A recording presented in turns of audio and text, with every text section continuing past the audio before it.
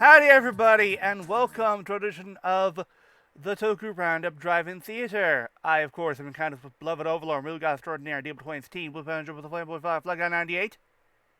Loading, Mojiste. Our reviewer of the Millennium Zeltrax. Everybody, let us maximize and kick some butt! Our ultra lively fanboy Sentai fan. Live! Our Alrighty. Sorry. our Pinkwa's YGM. EY. Our Joker Extreme KR36. Yes, hello. It is I. Our You our half-boiled matrix ruler Optimus Phillip. Now, count up your sins. And finally, our strong but solid type, McMan! McMan! Anyway, Yeah, you and I do that voice too well, KR. anyway. Takes practice and lots of listening. But, yeah, we It are, wasn't obvious. going back to Beast Wars as we conclude our celebration of Rise of the Beast. Yeah, Rise of the Beast. Yep. And we start tonight off with our look at episode 8 of season 2. Bad Spark. Now, before we begin, a shout out to Mr. JAL for the beautiful 3D render he made here of Rampage. Hey, this is for a little short that he did on YouTube. We'll link it in the description. Yes. And before we actually start the episode, we're going to have to do a little bit of history because we're in season 2 and a lot of things have changed. Oh, let me. Story Good. time. Hold on, let me get the GIF. Hang on, I got it saved. Alright. You gotta quote Thomas Sanders. Story time. There we go. There we go. Thank you. There So- So To explain what's been going on up to this episode. That deal did. So essentially, the thing is, near the end of season 1, the Maxwells had more encounters with strange technology and such that clearly was not exactly, that didn't belong here. And we soon discovered that technology was created by aliens who were basically using the planet as a science experiment. And we later learned that, yeah. Though, to be fair, we don't learn their names until, like, way later, so we're just going to give you their names now. Mm-hmm. But essentially, the Yes. thing is, the Vok were not happy with the fact that the Predacons war was basically taking place on a little experimentation and site, so they planned to essentially eradicate them all. Now, The Vok were essentially so pissed off they decided to take the second moon that was in Earth's orbit and basically turn it into a goddamn planet buster. Well, Now- in this case, sorry. Now, thankfully, the Maxwells managed to come up with a plan, basically using an escape pod, using a stasis pod that Tarantulas modified into who was shipped to escape Earth. They modified it to where someone would be able to go in, who use that, go up to space, destroy that thing, and then safely eject without getting killed. Basically, a suicide bomb without the suicide part. Unfortunately, Of course, the Predacons aren't nice because Primal was the one who had to go inside the pod because, of course, he can go flight mode and shit. well, But the Predacons, reneged on the whole thing. Does not allow Optimus to be able to get out of the damn pod in time for it to go kaboom. So Optimus went boom along with the Planet Buster. Now, Oops. originally the thing was originally Megatron installed that failsafe because he wanted to get rid of Tarantulas, but the fact that he managed to get rid of Primal was just a nice little bonus. As a result of that, Yeah, and of a- course, as and a of- res- as a result of the destruction of the Planet Buster, it created a transwarp wave that essentially transformed Megatron, Rat Trap, Rap, and Heator into new bodies. Transmetal. they're transmetal forms. Essentially, they leave their Which basically grants them like a third sort of alternate mode, which is essentially the beast mode with like vehicle components, or in terms of Cheetor, a motherfucking jetpack. essentially the idea was to essentially take the whole thing with organic and metallic and reverse it, wherein the animal mode looks metallic while the robot mode looks organic. Now, thankfully, of course, they managed to eventually get Optimus back and into a new transmetal body. Also, Optimal Optimus. And Rhinox no, not yet. Oh, right. and Rhinox also had to travel to the literal afterlife of all Transformers in order to get Primal back. Now, Seriously, he didn't Rhinox get had, enough credit. yeah, Rhinox had to travel to the well of all sparks to resurrect Primal. Now the thing was with the Predacons, their forces have not been doing well because the thing is due to the transwarp wave ended up destroying both Scorponok and Pterosaur. Now since then, It would have destroyed Waspinator as well, but Waspinator just stayed around to become the new punching bag of the franchise. And also the because the, the explanation in story is that he In essentially universe, yeah. in universe is that he essentially fell into the CR tank, and essentially that shielded him from the transwarp that's what I was wave. gonna say. But wait, Yeah. Yeah, so he was both protected from falling into the lava and from turning into a transmetal, despite getting a really cool transmetal toy. yeah, Oh, but yeah. c'est la vie. Oh well. But Oh well. the thing is also, And then of course later, but and then, of course, later on, there's both also a little bit more. We of course have Inferno, who was originally a sort of very anarchistic Predacon that was basically created by Tarantulas, but well, he's a little bit more cuckoo, who basically believes him to be an actual ant, and in turn worships Megatron, and in turn worships Megs like the queen of his colony. though Which is why he has the catchphrase of "Hey!" I really wish he'd stop calling me that. though that was after some Listen, I think reprogramming he's done. generally okay with the royalty. What annoys Megatron is when Inferno calls him Queen. Tells him my queen, yeah. Yeah, but essentially originally that was after her Inferno was reprogrammed. Also, by this point,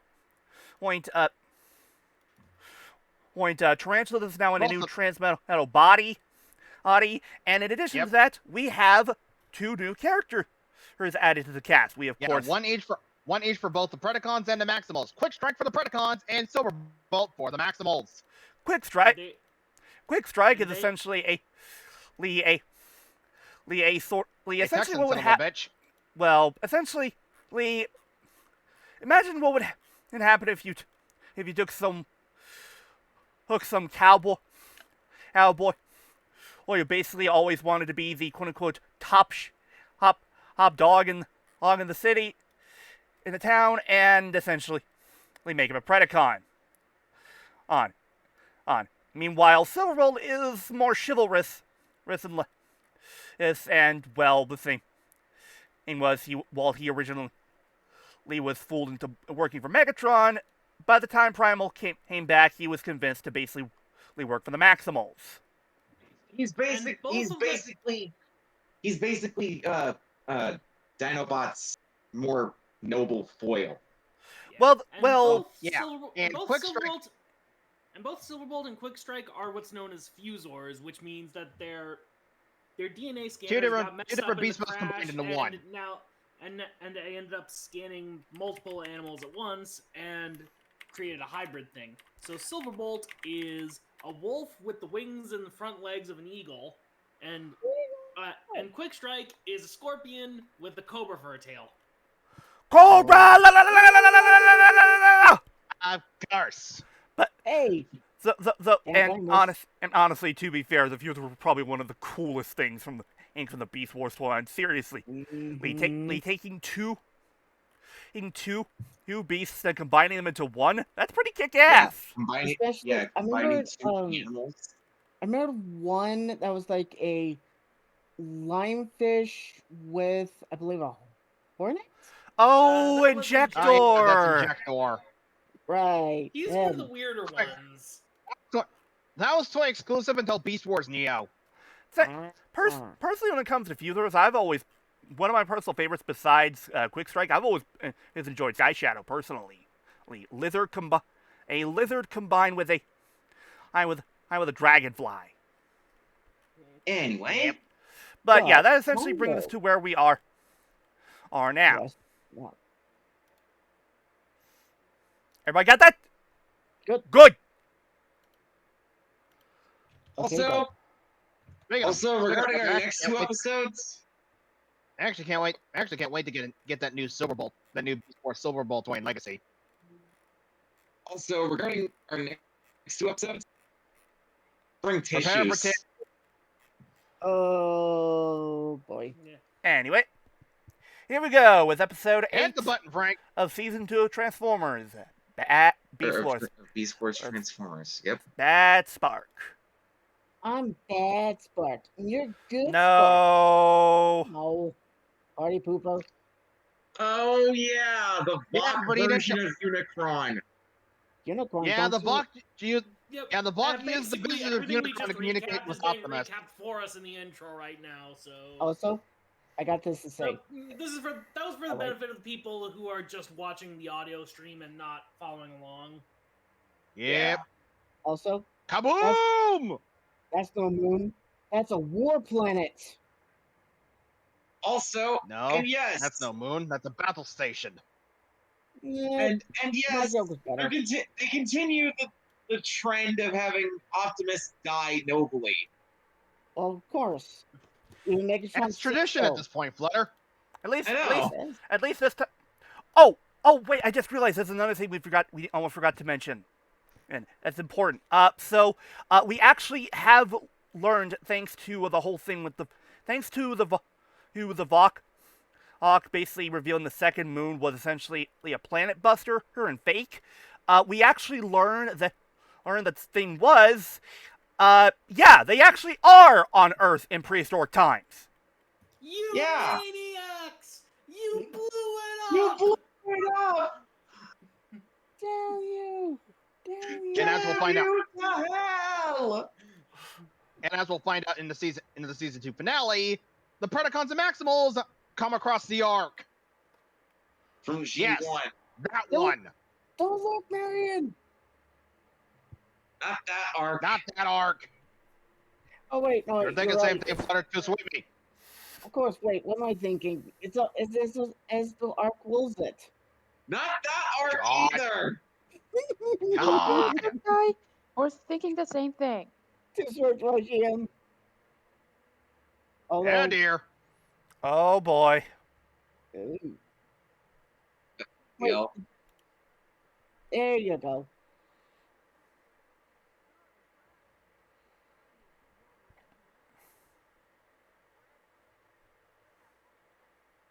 X gonna give it to you. yes.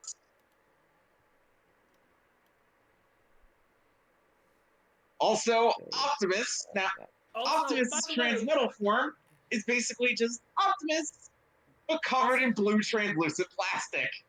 also, No, No, no, that's no. Chemized metal. Vac Vacuum metal, yeah. Yeah. Also, that when Rhinox just mentioned Primus, that is the first ever reference to Primus in Transformers animation. Prior to You know, that, Wow. he was Oh a my character God, you're exclusive right. to the comics. Holy shit, you're right. I didn't even realize that. And of course, because of the transport wave, both the Predacon and Maximal bases were wrecked to shit. Also, the writers didn't know what they were doing when they mentioned Primus. All they knew was that was a name that sometimes got used instead of God on Transformers message boards. So, And then, of course, Primus that ended up getting used for the name of Transformers God. God damn it. Also, another thing. So by this point, Megatron does not trust both Black Arachnia, or Tarantulas, and he knows that they're basically collaborating with one another. No shit. No shit. yeah, they were basically traitors from the start. Well, mainly because he's been double crossed by both of them multiple times throughout season 1. Anyway. Is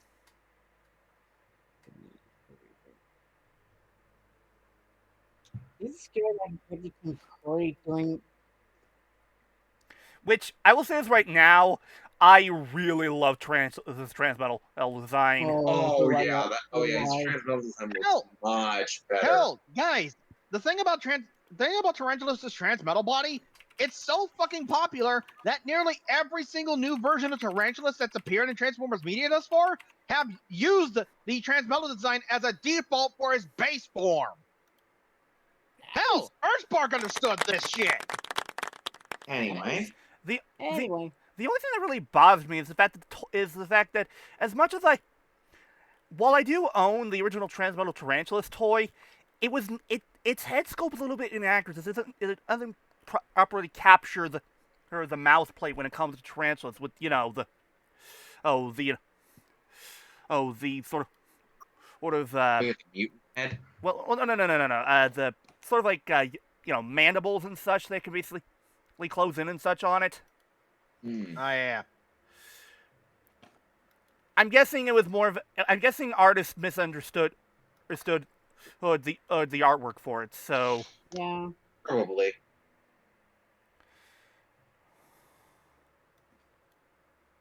Be careful, guys.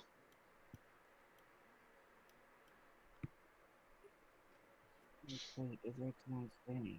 Sorry, Sentai. I'm trying not to go along. Which, call back to possession. Yeah. Oh, that's what you think, Cheetor. Yeah. Hi, Austin Air. How you doing?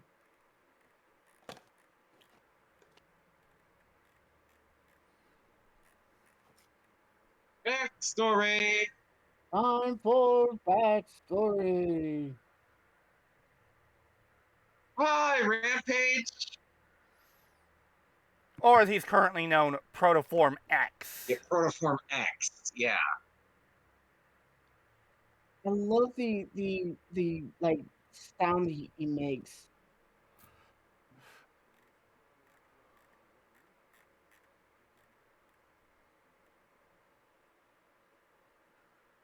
And then Megatron had to go steal the golden disc, and suddenly that whole thing went to pot.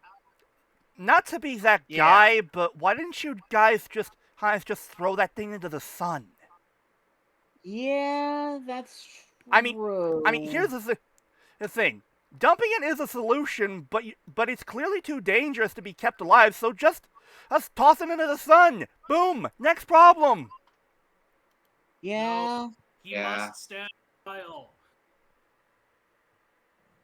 Yeah, that Bandigan. Oh, god damn it. Hey. Oh. So that is canonically how transmetal bodies handle energon buildup. Also, DL. Yeah, they can handle it a lot. They can handle it a lot better than the old bodies. And also, DL, just be glad that they don't do this again.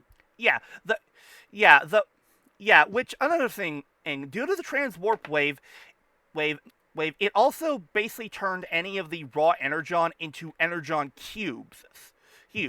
So it essentially means like how they're portrayed in how they're actually shown in G1.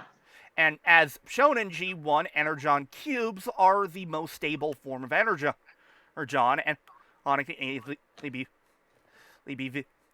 be handled by any transformer. Yeah. So the reason why you don't really see them constantly with Energon buildup or such like that, or constantly changing back into beast mode, is because of their the new transmodal bodies, but also because there's not as much raw Energon on anymore. Anyway. Mm-hmm.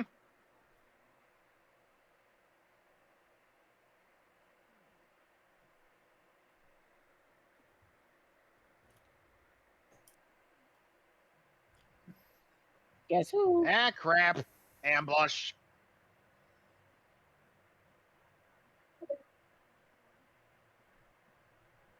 Oh! Also, speaking of Transformers terminology, this was the first time that the term protoform was used in Transformers fiction. Well, this Not series, really. yes. No, it was used in previous episodes. Yeah, and especially one episode, The Spark. Also, I believe the first time it was actually mentioned was the episode when they actually made Air Razor. That's Also- the one I was. That's the one I was mentioning. since we're talking about, let's briefly talk about something that Beast Wars did that made it very unique among other Transformer shows. The Protoform episodes. Or, the Stasis Pod episodes. So, essentially these episodes were meant to be two things. One, a mystery as to what it was that the Protoform would turn into. And second, and Lee, it was a interesting sort of tug of war to see which side would get it first. It's honestly it's honestly one of the stronger aspects of Beast Wars, given the fact that well, back in the day we didn't really have much information on leaked information of Toyons and such. So when you saw a new character in this, you didn't immediately know what faction they were going to be working for. Yeah. Yeah, plus it's an easy way for them to integrate new toys into the show without having to do... Because remember how in G1, where Season 2 randomly introduced a bunch of new characters without explanation? This is Yeah. Yeah, honestly, this showed the Beast Wars was basically learned from all the mistakes that G1 made. Yeah. Ouch. Also, interesting thing, the characters who were discovered as stasis pods during Season 1 are not affected by the transwarp wave, but the protoforms still in space apparently were, because every new protoform character in Season 2 onward was transmetal. Yep. Now, granted, we never really get a definitive head count on every freaking On every protoform that's in space. Space. Also, this is the episode where we get the ship of Black Arachnia and Oh yeah, this is the first So- episode that. Wait, you should Black Arachnia and Silverbolt? Do you You not? fucking not? Canon! Hi, Tarantulas. Sucks the Beast Machines fucked that over. Oh, Thanks a lot, don't- Beast Machines, you frickin' don't asshole. remind me, Flutter. I Silverbolt should hurt. into a fucking Viacon. Well, no. Flutter, worse than him turning into a Viacon. Turned him into a fucking emo. That too.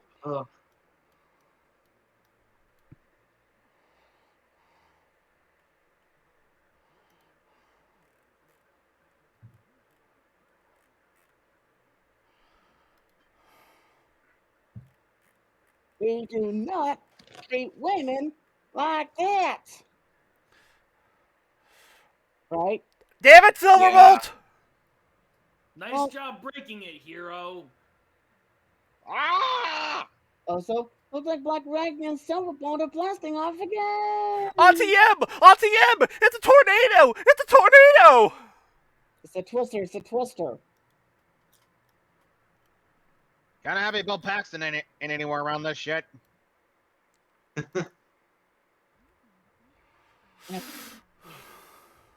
Well, luckily, Thankfully, it's easy. It's able to be skipped. And now back to the Transformers. Oh, we almost forgot to mention something. Silverbolt is also voiced by Scott McNeil. Yeah, Silverbolt's Yep. the last character voiced by Scott. Ow! Meaning that at various points in the series, Now the you show, have Scott talking to himself. Scott talking to him. Scott talking to and fighting himself. Stop fighting yourself. Stop fighting yourself. Nice.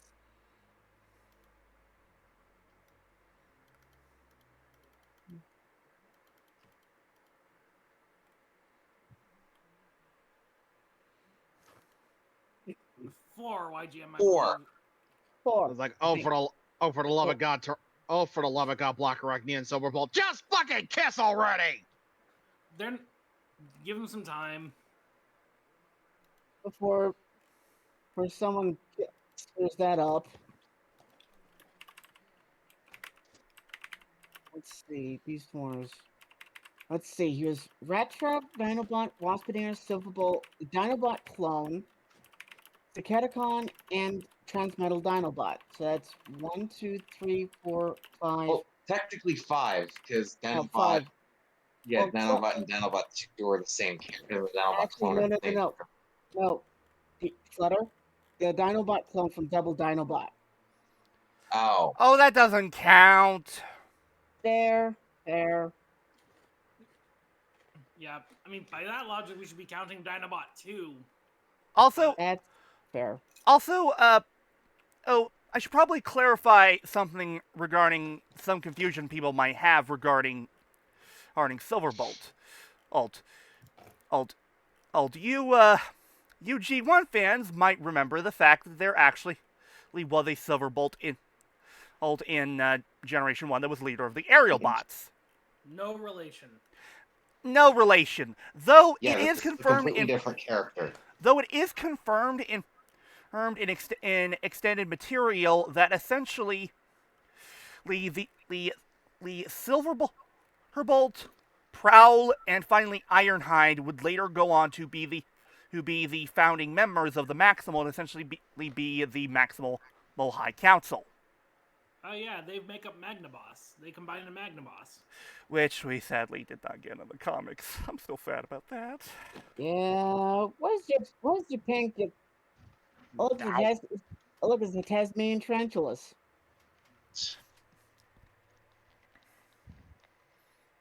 No, I'm not wrong. I wouldn't open that thing, Tarantulas, if I were you. Oh shit! It's empty. Oh, Yeah. fuck. It's not dead. He's already been released. And he's a walking. Also, I live again. Actually, hold on. You know what? In this situation, given how they basically portray Rampage, there's a certain bit of music I need to get. Oh no. Alright.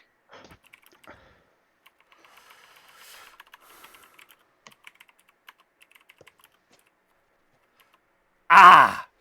Found it.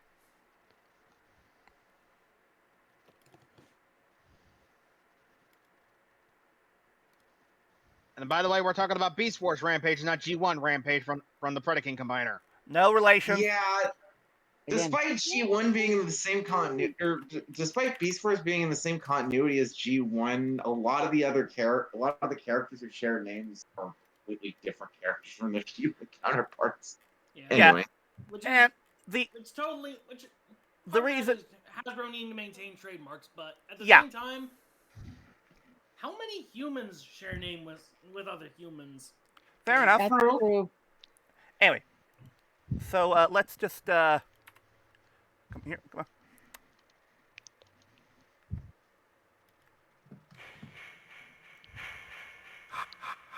God damn it. yeah, it works. It works. Mm-hmm. Tarantulas, I look behind me.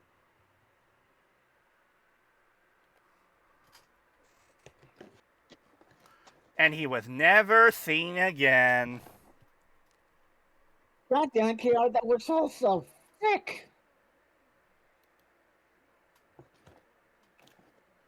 Oh dear God.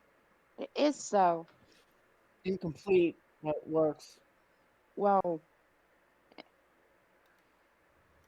imperfect, Right, so, because but Optimus knows what's you're right. coming. Yep.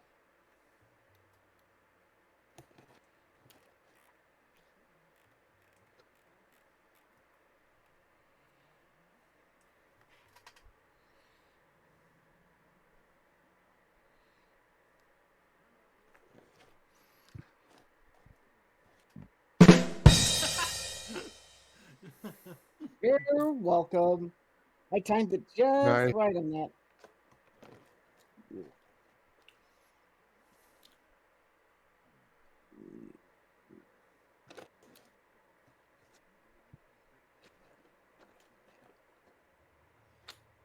Yes. Yeah. Yeah. Oh god. Tim Curry voicing Megatron. No. Oh god. You know what? If That they would do be that for amazing. Rise of the Beasts 2, I'm sold. Same. Sadly, we don't know if Jim Hurd can even voice act anymore. That's true. Because again, the stroke did a very bad number on him. Don't Right. remind me. I had to see it in that piece of shit Rocky Horror reboot. Yeah. I mean, Never seen the movie you're referring to. Okay, YGM, for context, watch the original.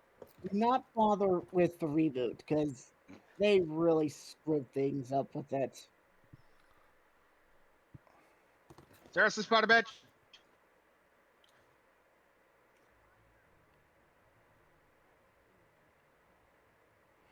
No, really, behind you. I'm not lying.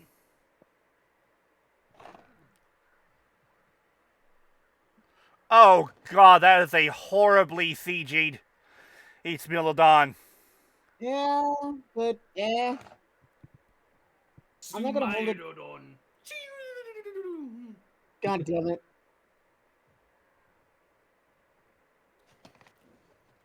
No, Diego! Oh, also, no, Diego! Now how are we gonna make any more Ice Age movies? damn it. You can't be mad.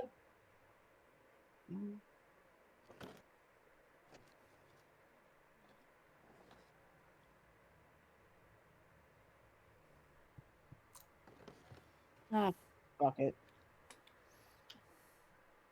Grappling hook.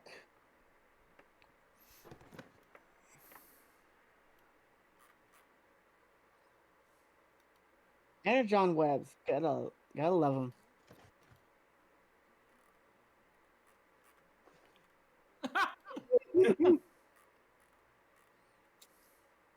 The sexual tension between these two is palpable. So thick, cut it with a butter, and it's so thick you can cut it with a knife. Or a sword. Also, oh, for the love of God, just fuck already! Hey, That's what you I'm two- saying. Also, hey, you two Hi, should Dinobot. fuck. I'll wait. Also, hey, you two should fuck.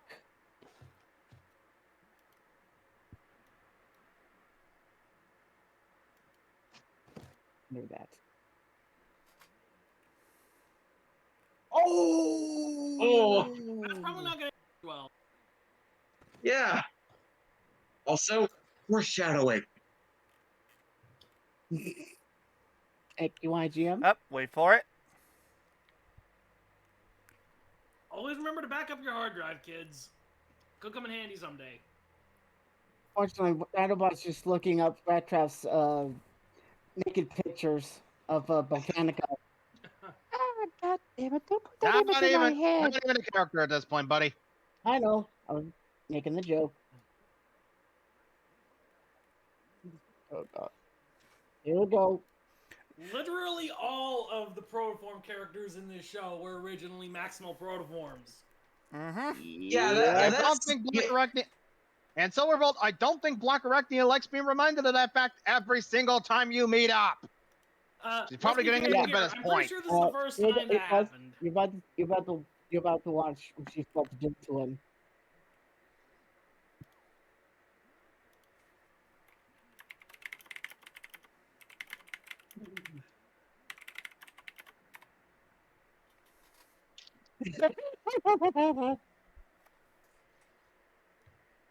See? Told you she didn't like it. Yeah, that's Silverbolt's character flaw. He's noble, but he's dumb. Also, No, I Here's love the kind of- here's the thing. He's noble, but he's also very stubborn. Yeah. exactly. Also, Yeah. I love the kind of woman that will kick my ass. Ooh, Ooh. Jesus No, Christ. fuck. Well, God damn, Tarantulas have been torn apart. Rampage scrapped him. Jason Voorhees. Beautiful. Thanks.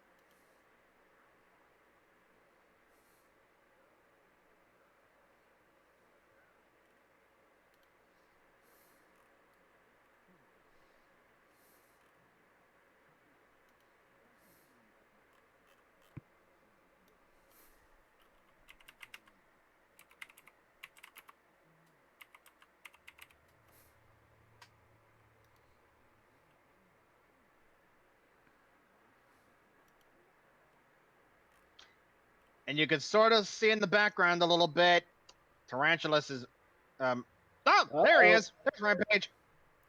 There he is. Wait, I didn't know Rampage was a Kingler. Holy shit, he's huge. That's what she said. Yep. That's I one, believe that Rampage was one of that's a the. huge bitch. Yeah, I believe that Rampage was one of the two Ultra Class toys for this series of figures. Holy shit. Yes. Yeah, He was and Ultra Class.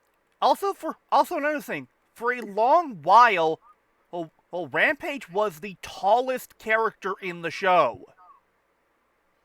Ooh. Yeah. Only beaten out later by Optimal Optimus. And He was then a big one, too. Dragon Megatron. Well, yeah, of course. Anyway. Also, Megatron. Dragon up. Black Arachnia, you know that's just giving him pleasure, right? Oh my. Yeah, that's the thing about Rampage. He's a He masochist. feels no pain. In fact, So, wait. pain pleases him. He's a He's a fucking masochist. masochist who's impervious So- to pain. So he's Ajax from Deadpool? Son of a bitch. Actually, I think he's worse than Ajax. Speaking of Deadpool, I'm sad that we're not getting Domino. Yeah. Oh well.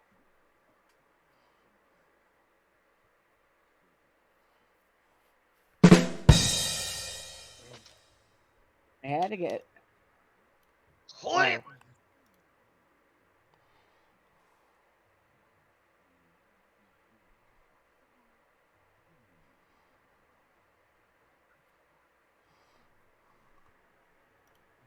So he's not only a masochist, he's also a sadist.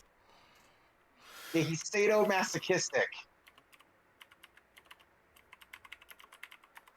Oh, the thing about Rampage is that he is based on Hannibal Lecter. Yeah, that is actually been confirmed. His personality really has been confirmed. To the point where later in the series, it's revealed that when he escaped from imprisonment, he ate his guards. Not just the guards. He ate other things too. Also, his voice actor is Campbell Lane. Who many Who people. sadly passed away in 2014 at the age of 76 from fucking lung cancer. But yeah, Ouch. in voice roles wise, he was Mastermind, otherwise known as Professor Thornton in X-Men Evolution. In RoboCop Alpha Commando, he was Alpha Prime. Oh god. Isn't that But- show? but in on the wing, he was the narrator. Ah. Anyway. Anyway. Also, I love the distortion Yeah. effect they include on give us a voice. Also, in Cool Runnings, he was Schindler. Huh.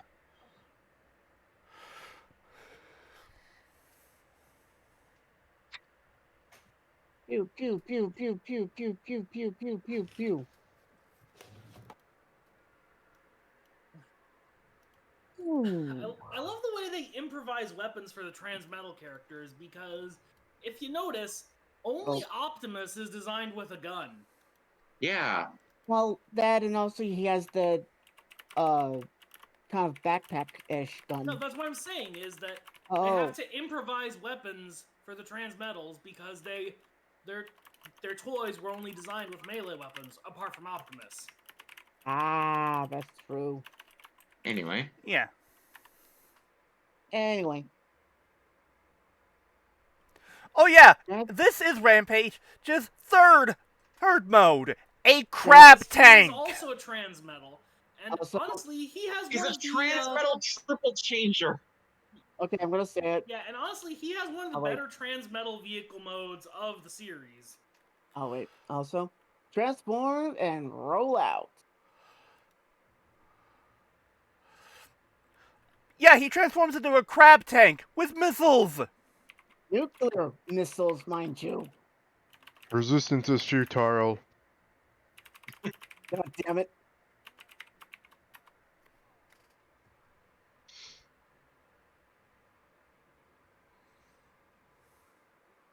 Smart. Oh. Okay, I'll admit, for someone who's built up to be so terrifying throughout the episode, he kind of goes down like a bitch. Yeah. Yeah.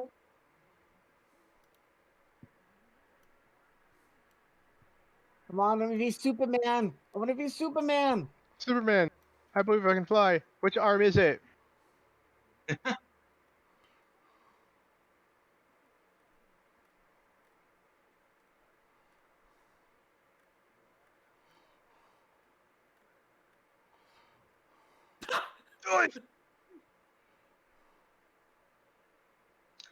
And so so the the- budding romance begins.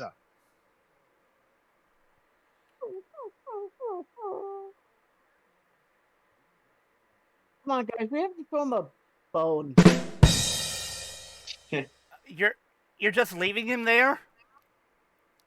Pretty much. I Yeah. mean, You're not it- gonna it- even you're well, not gonna even here's- double tap him? Here's the thing. If they even think about it, if they brought him into base, what's to stop him from tearing both Dinobot and Rhinox to pieces? Then Yeah, do fair point. again. Double tap. Hold tap him. Extinguish a spark.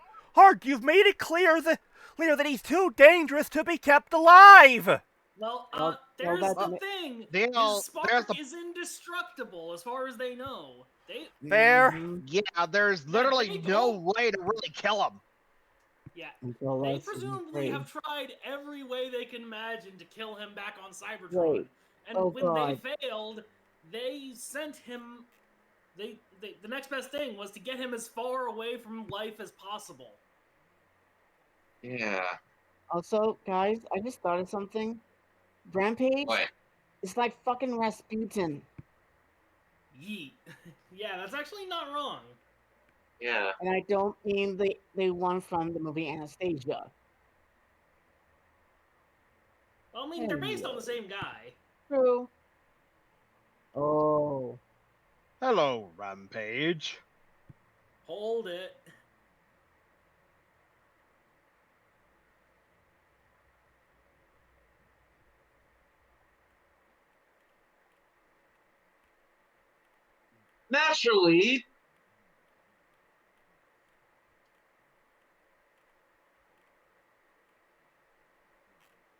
Naturally. Megatron recruits him, Well, forcefully recruited forcefully him. recruits him. Yeah, that. and he needs some way to keep him in line after all. Mm-hmm. Yeah.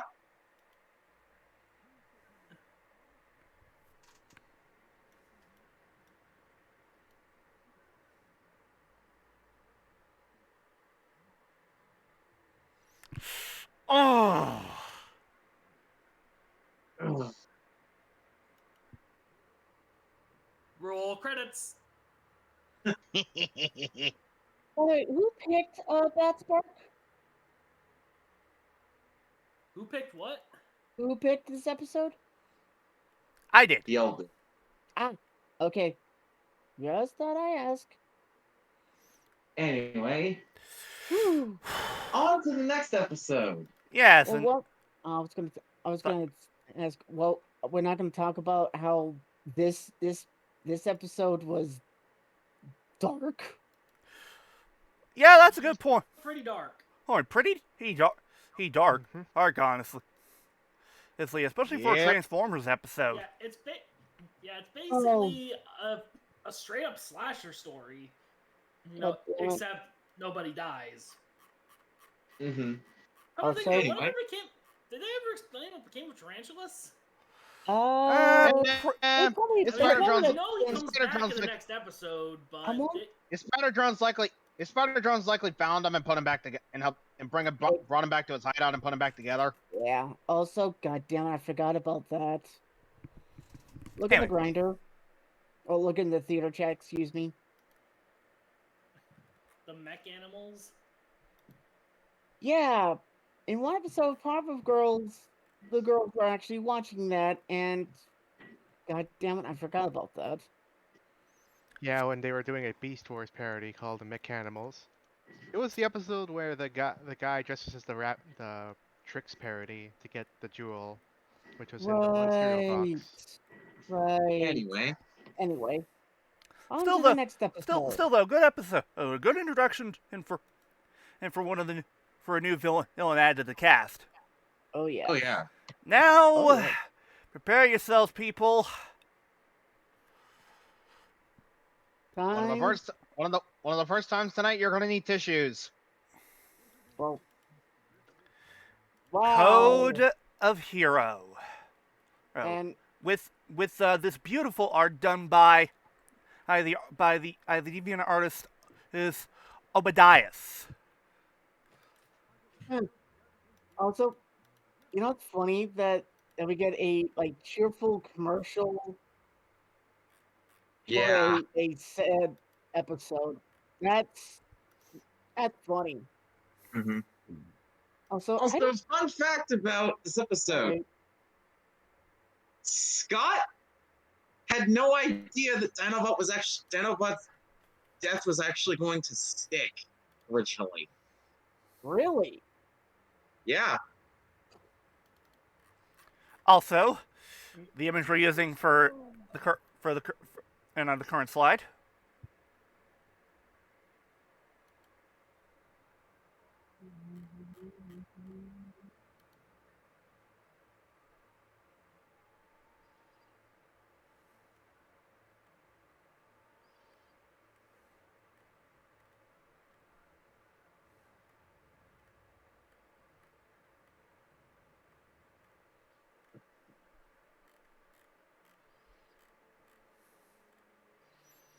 And this was now fun fact, this episode itself was actually included as a packing DVD with the Beast Wars 10th anniversary refigure for Dinobot. Which, as I recall, is the only non-season 1 episode to be included as a pack-in. You're absolutely right, yeah. Huh. Wow. Interesting. Anyway. Which very much confused me when I first saw it. I was like, what the hell?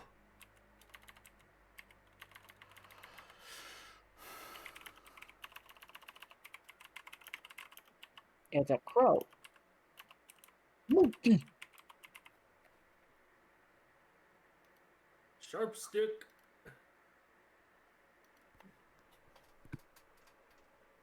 Fins. Yes, I snuck a Pokemon joke into this.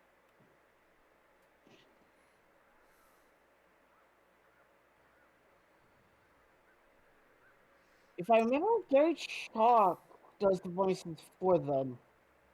I think so. Also, okay, so I just You looked know. this up. Apparently, in the Ultra Class retools of the original Primal and Megatron figures that were released for as a 12 exclusive. Weirdly enough, the episode they came with was Possession. Weird. Weird. Weird. You'd think they would have included like the first episode or something. No. So we have a very samurai-esque character on his knees, holding a sword. And about to perform a seppuku. Yes. Seppuku. Seppuku. Sorry. Yeah. So to For explain context, for context, Dinobot's been very conflicted this season because the thing was the reason he left the Predacons to begin with was because he thought that Megatron had taken them to the wrong planet, which, well, he didn't. And the thing is, he can easily figure out that Megatron came to this planet for more than just energy. On. Though what it is, he's not sure of. At one point, he actually tries to basically rejoin the Predacons and figure out how Megatron's planning. But when Megatron basically threatens Rat Trap's life, he decides to switch back to the Maximals and not before giving back the golden disc. Yeah. Which, by the way, pay attention to the golden disc in this episode. It's important. We have to. So essentially the thing is, Dinobot is really unsure of what he wants to do with his life now. Does he want to be a Maximal? A Predacon? Something else? Yeah. He doesn't know. He's at this point he's betrayed everyone, and he really has. His honor code does not like that. And another thing is he's not even sure why the Maxwells even trust him anymore. And as we're about to see, they don't. Not all of them, anyway. Well, Rat Trap in particular. Yeah.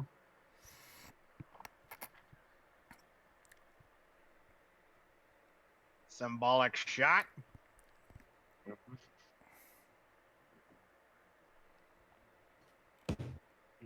Boy.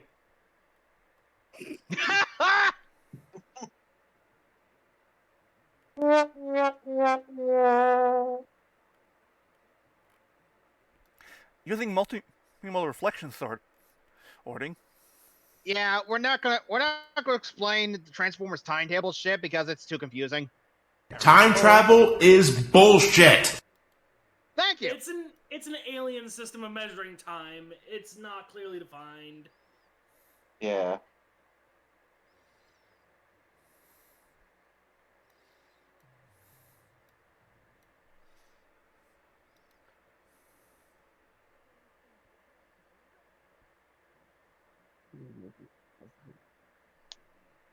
Wow.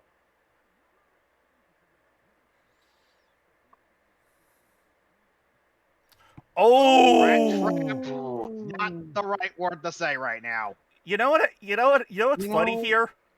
He's out of line. Scott is essentially talking shit to himself. Yeah. Also, you actually stopped at a good time. Rat Trap's bicep is clipping into his shoulder. Oh God, I didn't right. even realize that. Also,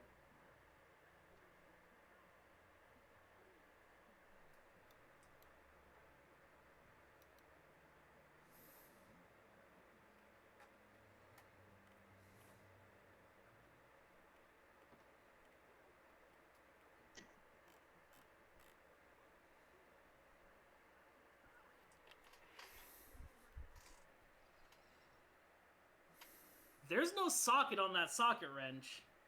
Yeah. Oh, well, and then again, He also used it as a thing that you could not use a socket wrench for, so... Yeah.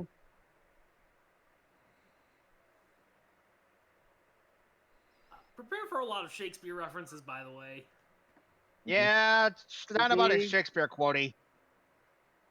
Also, to be. Oh, Yeah, not he's to very be. much a Hamlet-type character. Yeah.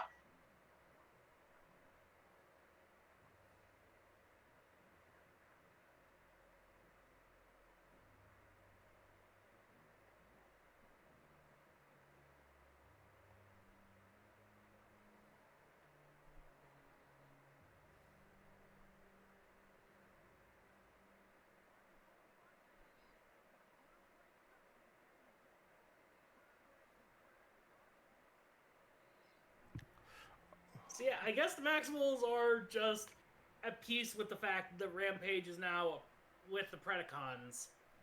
Yeah, Yeah. this was several episodes later. Yeah. No, this is like the immediate next episode. It That's is. true. I'm gonna guess that there's. I'm gonna guess it's been like a few weeks or so. Oh, in terms Yeah. of More actual than likely, timeline. more time's passed than shown.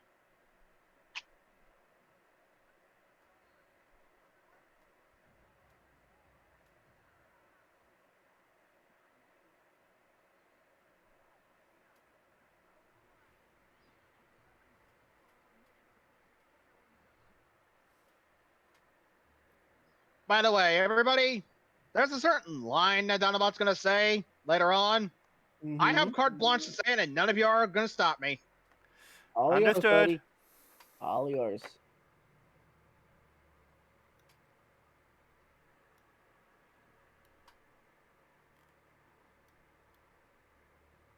Oh, this is obviously Tarantulas' dinner.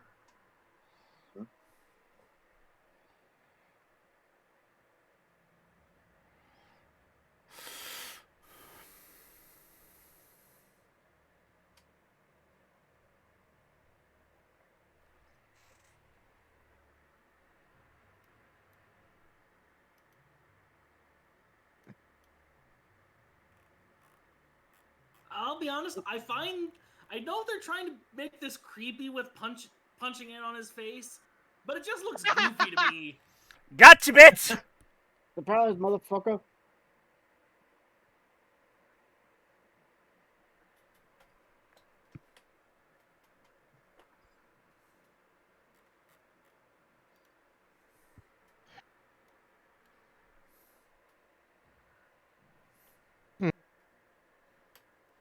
Now you will. Yeet.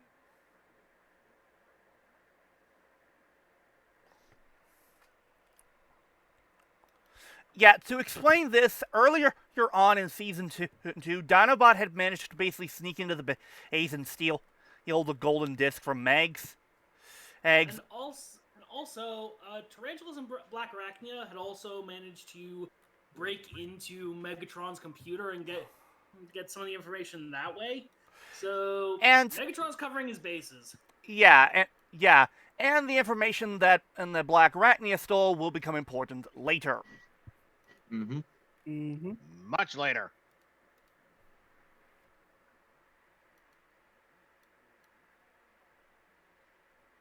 Is that so? Well, who says I'm going to run anywhere? Yeah, I'm going to steal your ass. Shut up and move. Dinobot going all GTA on his ass. Oh, look. Hello, Dinobot. proto-humans. Also, oh, look. Down about the commemorate. Not really. The dragon! The dragon! The dragon! No. Wait for later.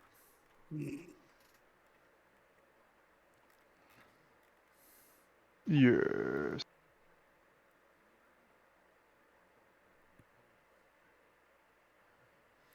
Oh! Love how they just squished the model. Yeah. Yeah.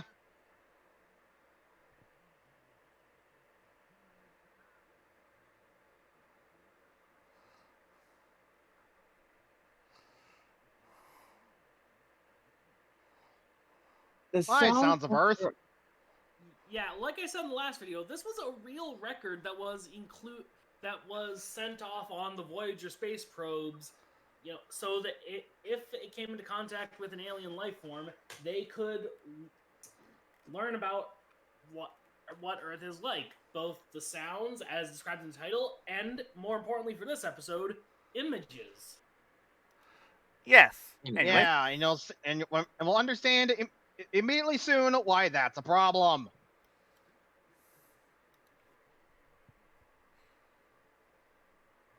A future. I can see the future! Of course. Yeah, right, fine, I'll blow it up for you. No, if I see him at him. I love that smug look on Max's face. Fire! Fire 1. Where's the boom? Oh, there's the boom. Damn. And looking at the image again. Uh-oh. Gone. Quick. Don't make your Yeah. time force. Yeah, basically, since they're so far back in the past, Megatron can literally fuck up the future. Yeah, but and more importantly, this establishes that things he does in his past affect his present. So he can change the Like future. say if he like pure hypothetical, like if Megatron somehow destroys the proto-humans living in that valley over there, humanity would never exist. Yeah, we're not dealing with any stable time loops, with any Novikov self-consistency or branching timeline ideas. No, you can go back in time and change your future. Time travel is bullshit. Thank you, Johnny. Yeah, that one's gonna get a workout today, I assume. Also, so Megatron's secretly an Imagine? No. No, I mean- no. Well, if you guys think about it, Imagine can't do the same thing. Not really. I'm not. Uh-oh. I guess it's not a hidden valley. No. Oh.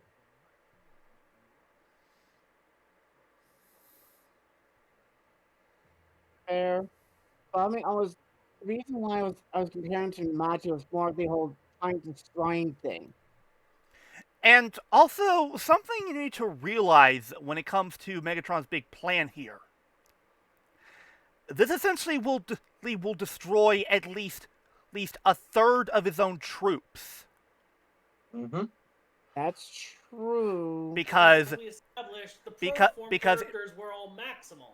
Because Inferno, Black Arachnia, Quick Strike, Ike, and Rampage, all of whom were maximal protoforms. That means that essentially, if Meg's plan succeeds, they all go poof.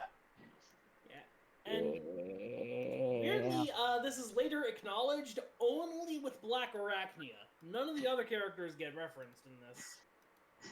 Yeah. That's true. Anyway. Oh.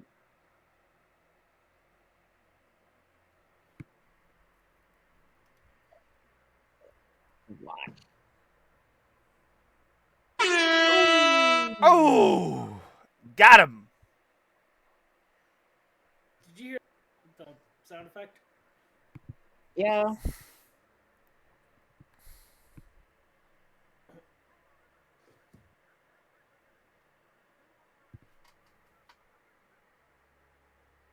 Which is basic retroactive genocide.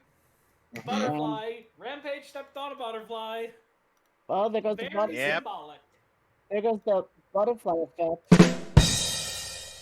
And God damn it, Yep. Sentai. And speaking of that line, it's coming up, and all of you better shut your mouths.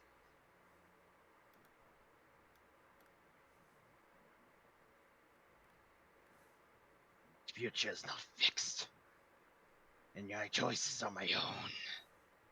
And yet, how ironic. I already now find that I have no choice at all.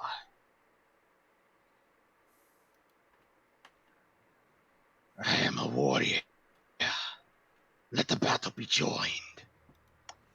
Yeah, Dinobot knows this is a suicide mission he's about to go under, and he's not coming back. And another, yeah, essentially the And- thing is, Dinobot knows backup's not going to get here in time, so he basically is going to take matters into his own hands and basically take on all of the Predacons by himself. On his own. And you know what makes it really symbolic, guys?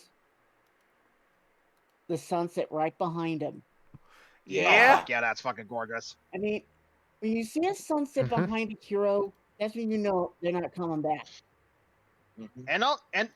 And speaking of which, this is also the last episode in Beast Wars entirely where you see Rhinox in beast mode. That's true. And for some reason, every time after this, we don't see Rhinox in beast mode. Here. Maybe they lost the Yeah. model. Probably. That Yeah, has happened a that, couple and times. He also just kind of becomes less relevant as the series goes on. Fair point. Incoming. Oh! Oh, Ooh. Jesus! Ooh. Now, Yeah, fuck you this! know, he's already a little roughed up from the fight with Tarantulas. So, Blow his block off! Of a boom.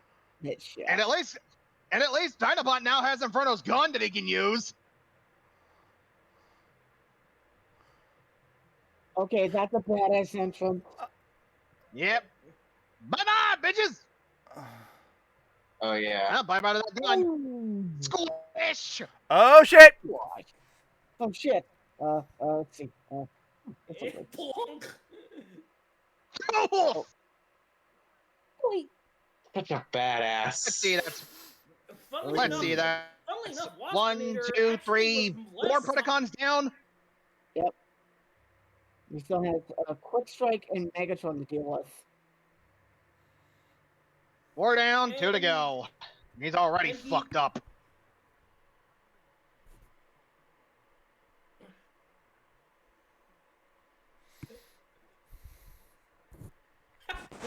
Savage. Damn it, David! Did they ever do? I wouldn't mind for a transfer for a Resident Beast 2 get David Cage to do possible Megatron. Now. If he includes, or if he's included. Really.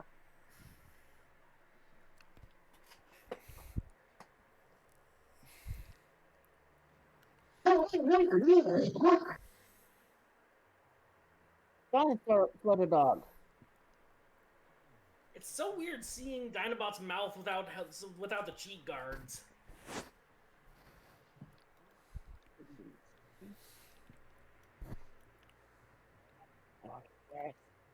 A warrior still! Yeah, no weapons? Oh, fuck it. I'll just rip you in half by hand. Oh boy. Override. Sentai. Sorry. Override. Well, I was kind of quoting along because someone was quoting what Dinobot was saying to his internal computer. Also, Yeah, that was me. See? Also, here's something that you need to keep in mind. What Dinobot basically ignored, those are essentially safety measures to ensure that regardless of what damage a Transformer gets into, that they will be able to that they will essentially shut down when needed to ensure their survival. Yeah, I believe that's actually what happened Yeah, to with- Tarantulas with- in the last with Dinobot- episode.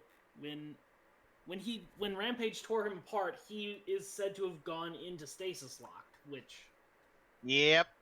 And with Dinobot disabling those safety measures, he's effectively signed his own death warrant. That essentially Pretty much. that essentially means one thing: when when he loses all that power and goes offline, there's no coming back. That's it. To quote And for Rhino, some reason, Scott thought Dinobot's death wasn't gonna stick. Kind of didn't. but anyway, to quote Rhinox, when a spark goes offline, the universe Yes. speaks.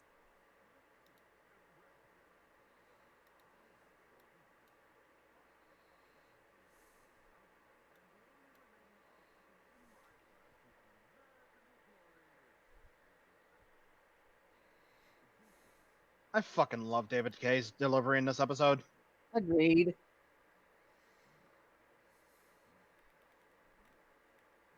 So no one heard my line. Oh! Oh! Asshole!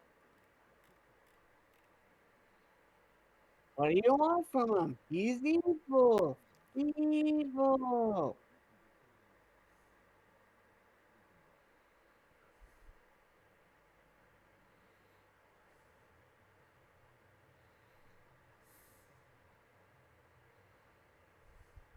Oh, jeez.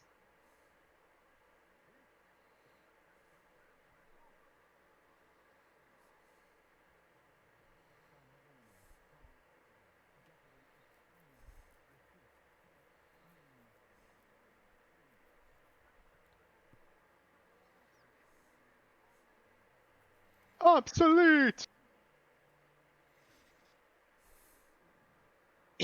Improvise.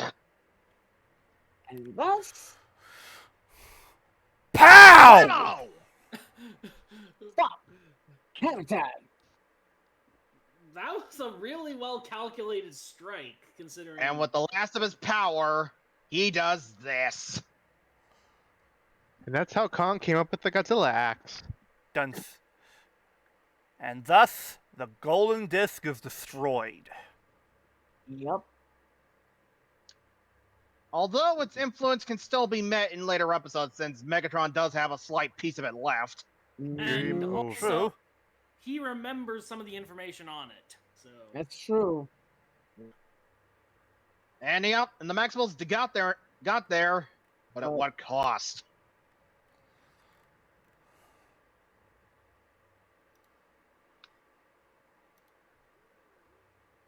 A pair thy feels, Oh, dear.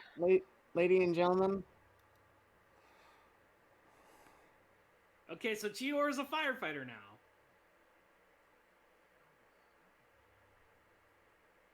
No, Cheetor, there's nothing.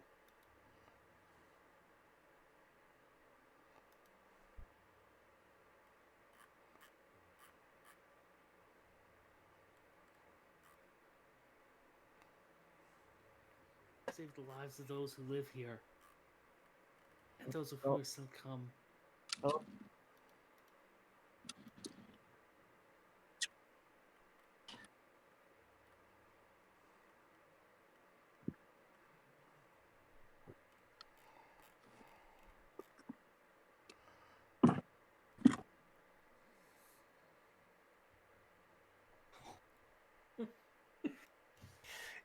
Yeah. Even after all that, after all that, Rat Trap finally basically someone forgives Dinobot, and Dinobot still thinks fondly of Rat Trap. Mm-hmm. Mhm.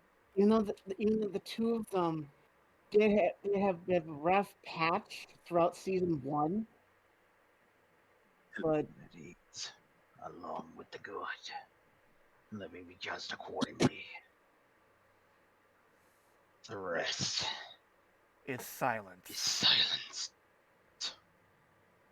Died the way he lived, quoting Hamlet.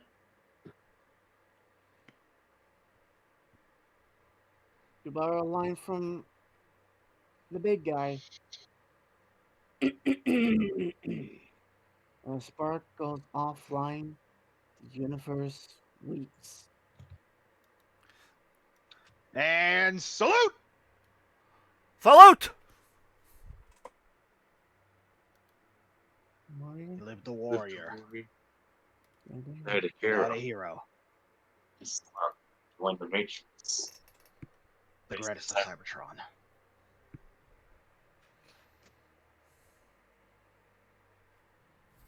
Or is there a bit of an animation error? Although, yeah, a bit of a slight model error here coming up. Animation error right there. See? Yeah, yeah, Look at Rat Trap. Yeah.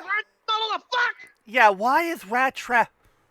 They grabbed the wrong model for Rat Trap. Yeah, Also, they did. Whoops. Also, for those of you who know your military formations, both the birds in the beginning and the flying Maximals at the end were in the missing man formation. Which, Missing man formation? yeah, it's a. You know what? Let me Google it. It'd be easier that It's way. it's a way military pilots honor fallen or lost soldiers. Or, Oh, I okay. believe is the gist of it. Hang on. Yeah. Basically, think of the whole parade where the Blue Angel jets fly overhead. Right. Okay.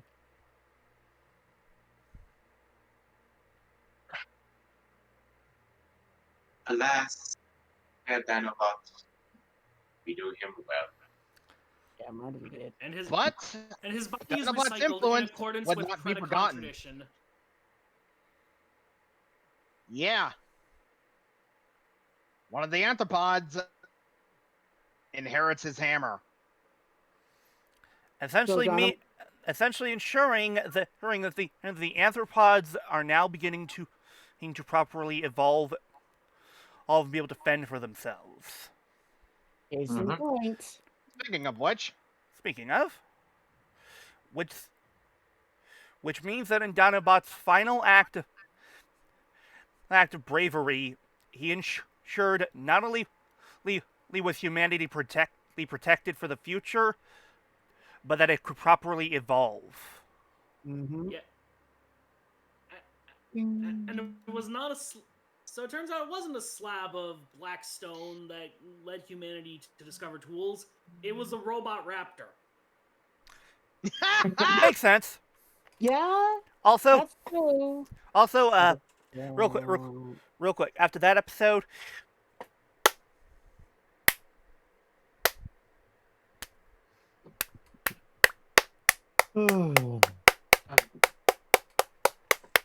bravo. agreed. A magnificent episode. So the way that Scott managed to pull off that performance with Dinobot and the way that he basically handled the tone for this episode. And the fact that even after all of that, after what Dinobot did, he wants people to know that he was willing to betray his friends and his enemies. But he wanted to do the right thing in the end, and instead wanted what he had done to judge him, all of his action to judge him, not one. Yeah. Very. And from one tearjerker episode to another. Yeah. Yep. And okay, and just to lighten the mood real quick, fun little behind the scenes fact. Apparently they had trouble recording that death scene because for some reason the other actors couldn't stop laughing. Oh wow! Oh my God! I recall this in a panel. Oh, Scott basically mentioned it. He said, "Hey, would you mind? I'm trying to die here." And he said it in character. Would you mind? Sorry. Would you mind? I'm trying to die here. I'm sorry, what? Everybody just That was busted done the fuck because up my laughing. throat is dead now. Basically, YGM. Long story short, Scott was trying to tell the other actors to basically be quiet because with the death scene of Dinobot's death scene, everyone else was basically laughing. But before we jump, Before we get to Although before we get to the next tearjerker episode, I do want to mention another thing regarding this character. And that was, of course, of how this character barely has any toys. Because for the next episode we're about to take a look at, which is the episode of Transmutate, Mutate has a very interesting history regarding toys. Because in the Beast Wars 10th anniversary line, we had a Build-A-Figure version of how Transmutate looks in this episode, with the figures for Cheetor, Rhinox, Waspinator, Dinobot, Rat Trap, and Tarantulas. Would you like to see what that Build-A-Figure looked like? Oh, I've seen it. Go ahead. That. Pretty much how she looked in the cartoon. Yep. However, she did appear in the Beast Wars Uprising story from BotCon, where they actually gave her a different looking robot mode, which essentially uses the same body as Prime RC, but I honestly think that's the best look for her. Yeah, Because it looks fucking adorable. Yeah, I believe the idea with that was that it's what Transmutate looked like back on Cybertron before she was converted into a protoform, crashed on Earth, and became that. Yeah. Yep. Yeah. And one last toy for Transmutate, which is actually pretty interesting. She actually does a head retool and a redeco of the fossilizer Paleotrex, which essentially makes her so accurate it'll make your fucking head spin. Also, this episode Wow. is the subject of an infamous leaked script. well, That fake leak of... before that, though, I'd like to quickly give a brief history lesson regarding the whole thing with Beast Wars Uprising. I think, if I may. Floor's Go yours. ahead. So, Beast Wars Uprising was actually a rather interesting sort of story done by the folks at BotCon / Transformers Collectors Club. Essentially, the idea was to take the idea of the whole thing with the Maximals and Predacons, but put a different spin on it. The idea was that essentially, and over time, when it came to the war, the Autobots and Decepticons, they slowly, basically, burned up too much energy and ended up dying, with the only ones remaining being the Micromasters. Thus, us Micromasters from both those Autobot and Decepticon on a Legion decided to basically band together to basically unite Cybertron under the united name of the Builders. They essentially intended to basically help mold a new society that would not be as violent. However, over time, well, it wasn't, because eventually they got to the point where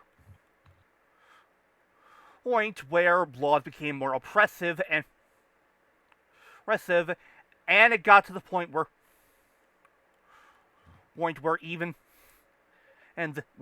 the newer robots created, of course, being the Maximals and the Predacons. Though the thing is they did not have beast modes yet, but instead it had a vehicle mode similar to Cybertron. However, the thing was, well, in order to keep peace within Cybertron, the builders created what they called the games. Essentially, gladiatorial combat. Which Cybertronian history is no stranger to, but it's never turned out well.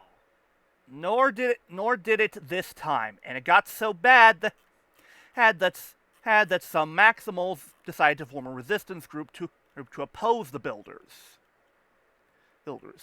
In fact, here's the thing: the leader of the resistance was not Optimus Primal.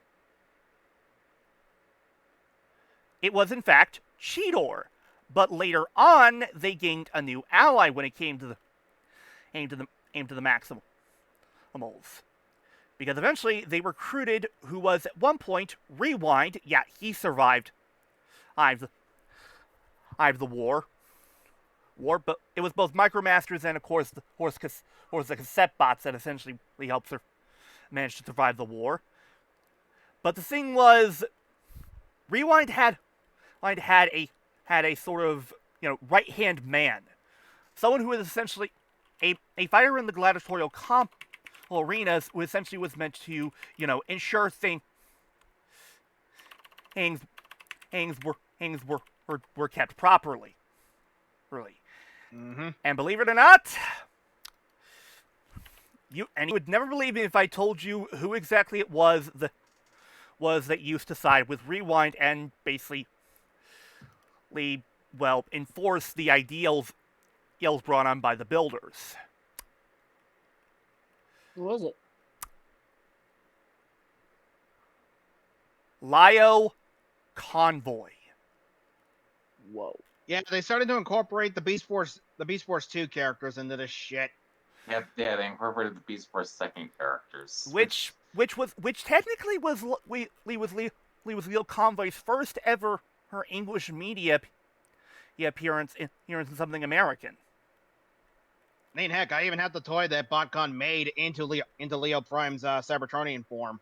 That was the Thrilling 30 Orion packs, right? Yes. Yep.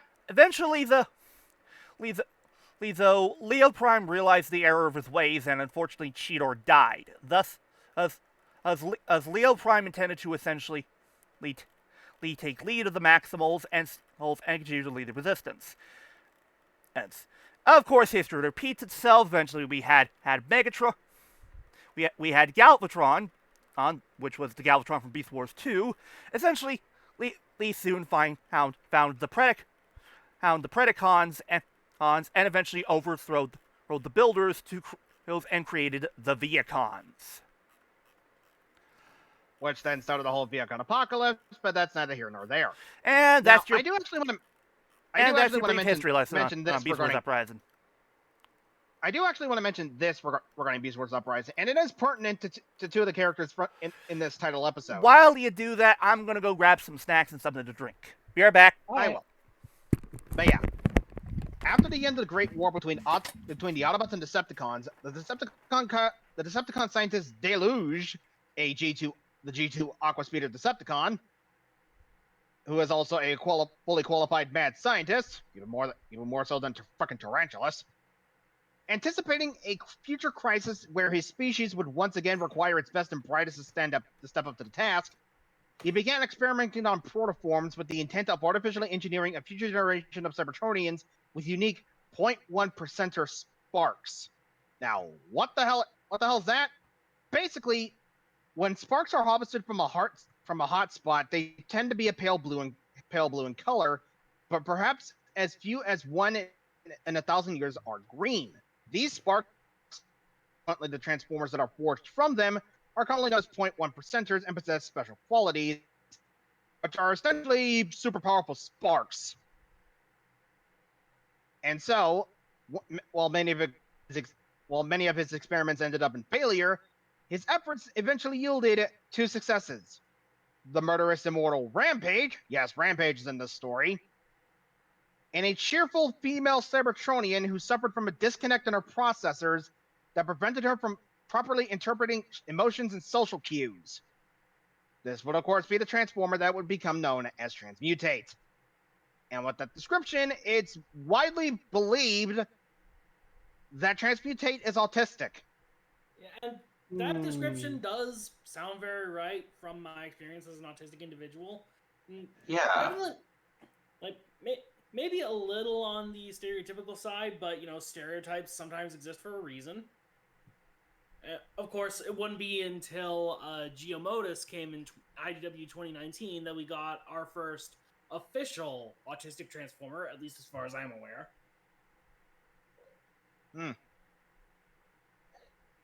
Who's the other autistic transformer? Giamotus, that's who I'm talking. But Oh, I don't think I've heard about that one. Anyway, yeah, but yeah, it's like essentially. Sorry, go ahead. it's an original character to the IDW 2.0. Ah. But yeah, throughout her journeys in the Beast Wars Uprising comic, when her usefulness to Cryotech ended, he discarded her, but she was rescued from the authorities by Botanica and fell in with Rat Trap's freedom fighters, struggling to overthrow the Masters who had forced them to fight a continuous war. Though she understood that she had been wrong in trusting Cryotech, she could not understand why. And there is actually something beautiful that I want to voice act, and it's actually a couple of panels from Beast Wars Uprising where Rampage and Transmutate got into a bit of a pickle with Lord Imperius Delirious. Yes, that is his actual name. Go with it. Wow. Whereas Lord Imperius Delirious put Transmutate into a bit of a mindscape in order to better try to control her power, but her power was growing out of control. And the one to get her out of it was Rampage. And here's that panel. I cannot ever again. You fear your own power. Fear it being abused. I know. We are kindred, you and I. We have much to learn from each other. I can teach you to channel your strength. And you can teach me clarity. And with that, Rampage and Transmutate were pretty much inseparable. Bit of a weird pairing, but you do you guys.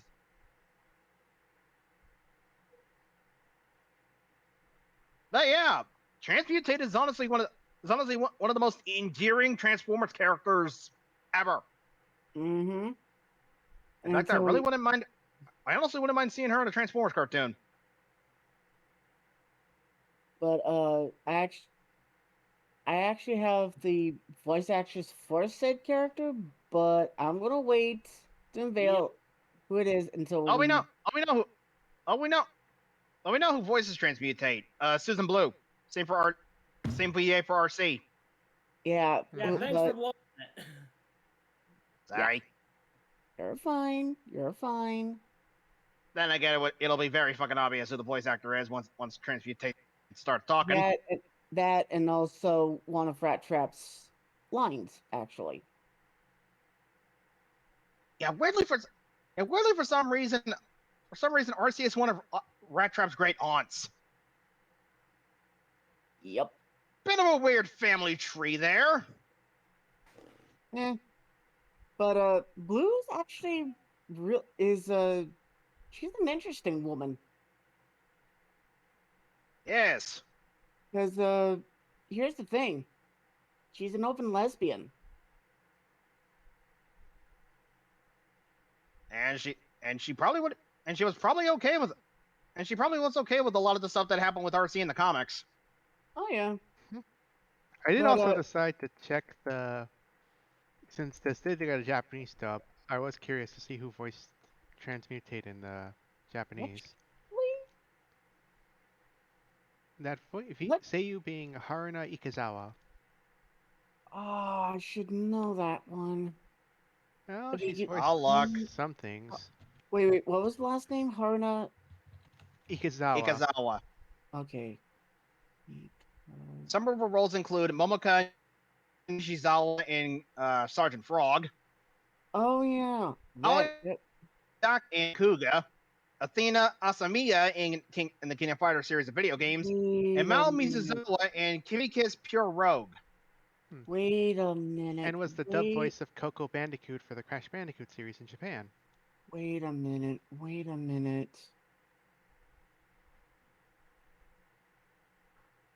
Son of a...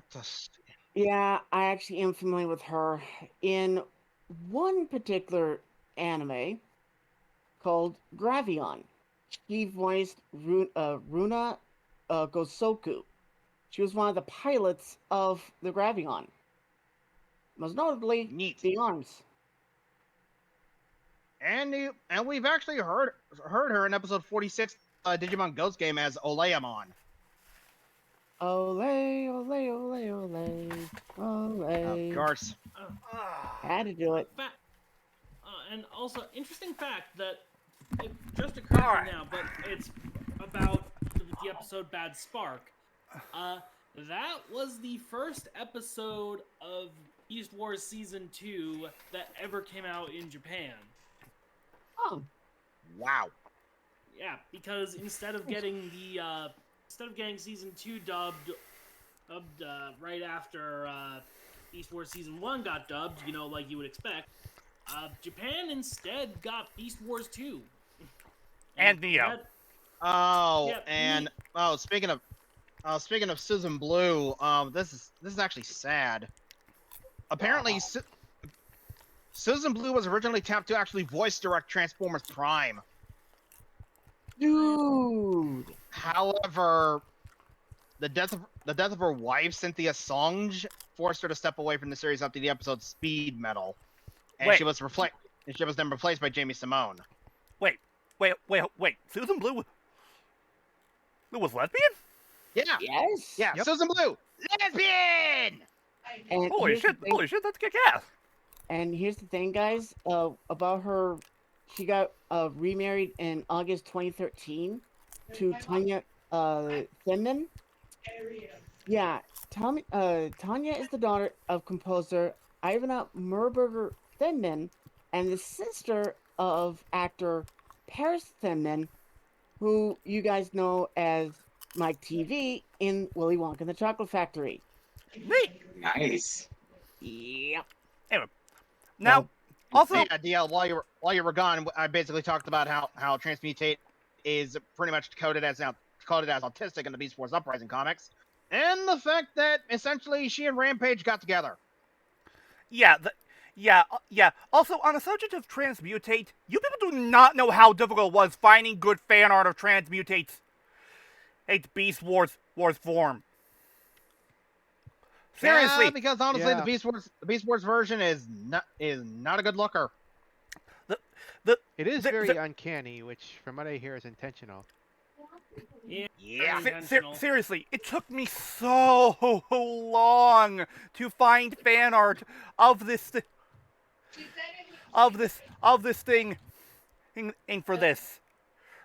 I always kept running into the Uprising version, never the original. Oh, it was a pain in the ass. Anyway, Can you fucking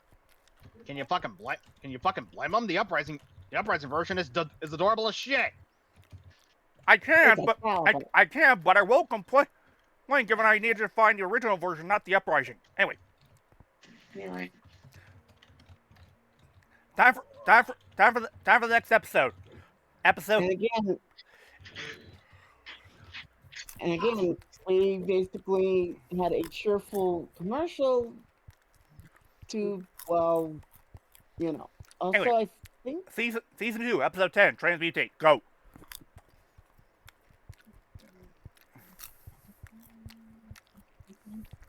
I do remember learning about this episode through Steve Reviews. I checked. This one does not have any closed captions. Oh, it doesn't? It's up. No, it doesn't. Yeah, I don't know why, but both Possession and this one do not have closed captions. I don't know why. Strange. Yeah.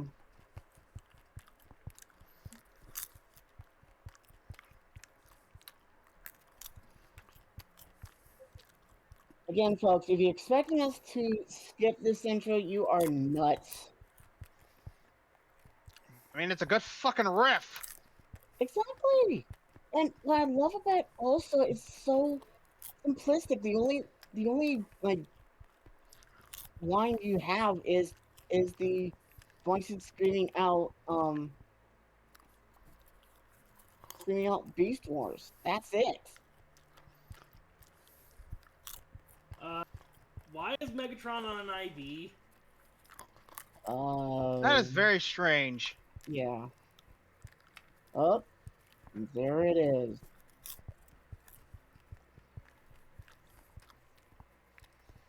All right, let's see how well Rampage does for this stealth roll. Oh, he's just resting. Sadly, he is not currently chilling in the bathtub with a rubber ducky. Damn it. Rubber ducky. Huh? Megatron at some points. All right, let's see. Oh, he did not roll well for the stealth roll. Oh! Bad, Tingler. Bad.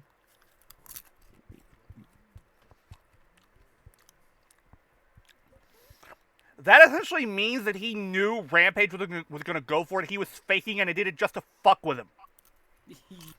And this is why Beast Force Megatron is awesome as hell.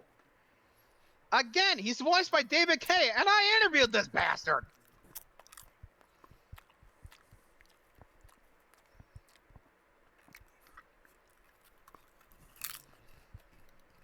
Okay, who put?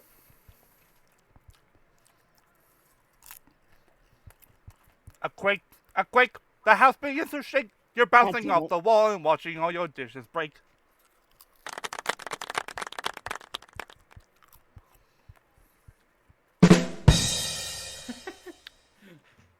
Shut up, Rat Trap. It works. Even Silverbolt didn't think that was funny.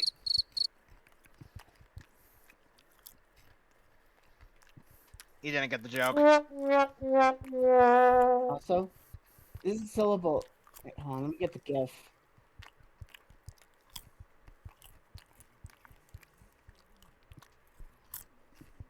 I meant Team Rage.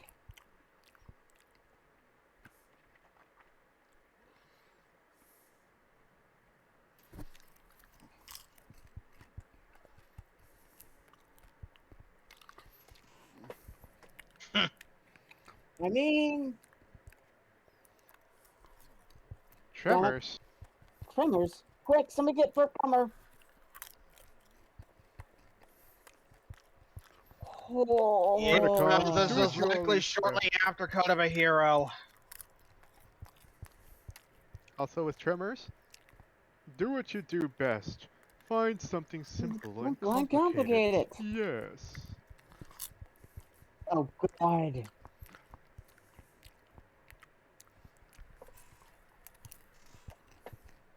Woo. Oh. Damn it, Ivan, not yet. Although, damn it, Ivan, not yet. Earthshake. Eek. Those who get that get a cookie.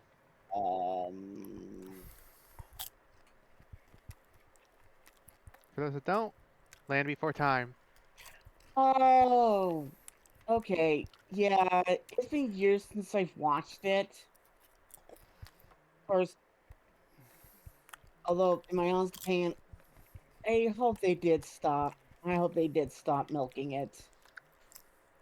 Seems that they have, because I've not heard anything since. Good.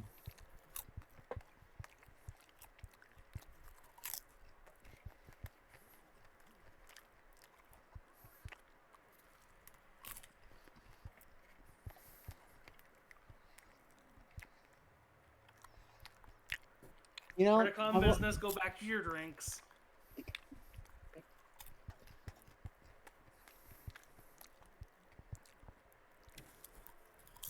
I love the music that fits him.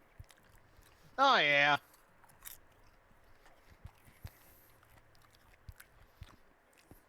How the hell is Inferno with Toy Wise? Sorry, what's that, Sentai? I was wondering how Toy Wise was Inferno. He was a mega class, I believe. So.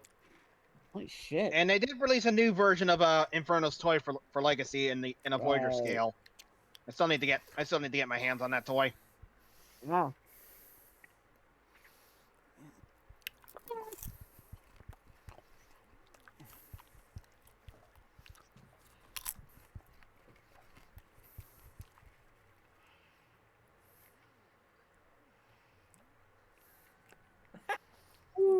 Ooh. That's gonna leave a mark. Uh-oh.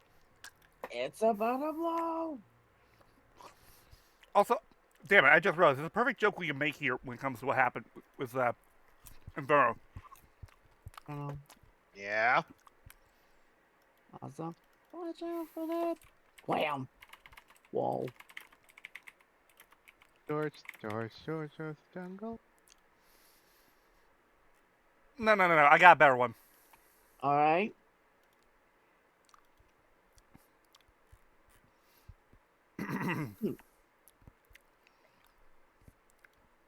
So, Inferno be like... Oh, wait, hold on. Damn it, I didn't have proper... Well, yeah, okay, let's try. Come on, there we go. Okay. So Inferno be like...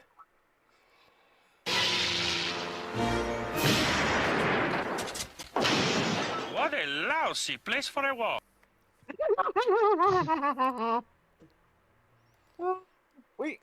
we need to riff that show at one point. We have to.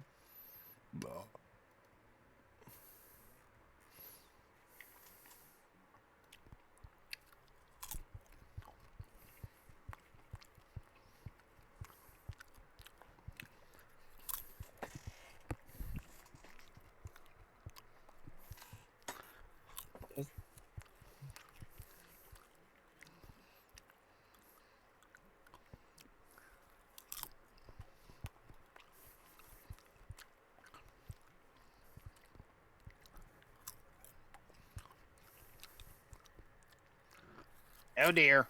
Oh no. Wait, hold on. Model error. What? What? You mean model error? Look closely at Rampage for a moment. Okay. Wait for it. Right there! Son of a bitch. Damn, his legs are gone. Yeah, I noticed that, but I just assumed that those parts have been blown off. Yeah, that's fair. Also, chest off. Chest off. Oh, hi, Rat Trap.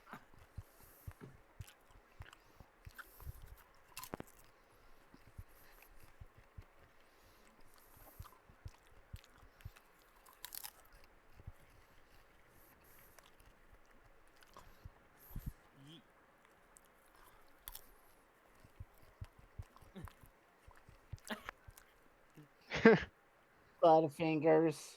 Well, he asked.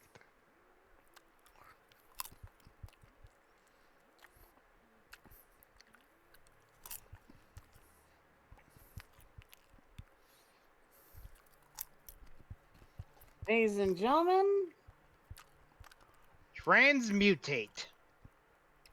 And thus we enter a reject character from Reboot. damn you. I mean, it fits. They were done by the same studio. That's fair. But yeah, Susan Blue, I'm also familiar with. Oh, wait. But yeah, Susan Blue, I'm also familiar with her in one other show.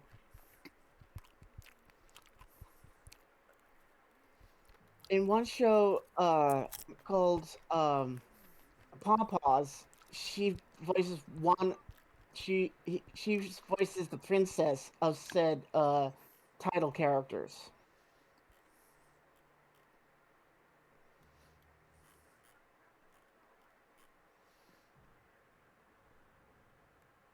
Uh-oh.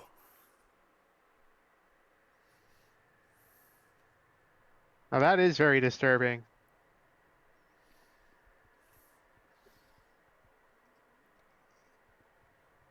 And Oh, You know, that's fuck. the whole thing about 0.1%ers. yeah, and for those curious, I actually found the description of Transmutate from the scripts from the original episode script. Oh, A being with no beauty of form nor logic of shape. Massive, made of unmatched parts. Bits of Predacon, pieces of Maximal, chunks of Fuse or Transmetal, heavy-duty weapons, and a face that vaguely indicates it is female. Huh. That's also about Transmutate. So we have a robotic version of the Black Canary?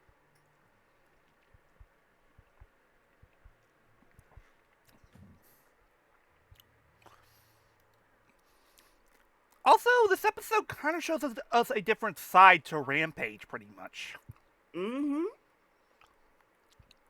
Normally, Rampage is very much, well, bloodthirsty, but here, he actually does care about how Transmutate here.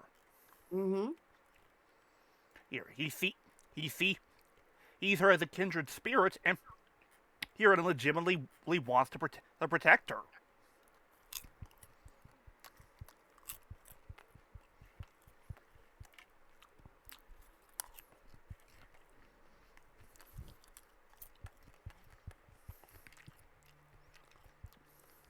Also, the locking animation for Transmutate is also really interesting.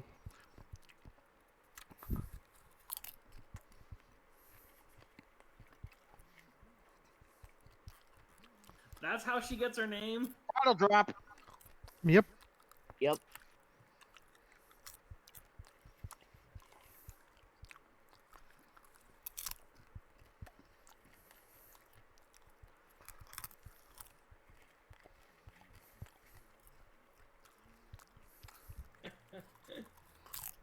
Definitely Hannibal Lecter vibes. Yep.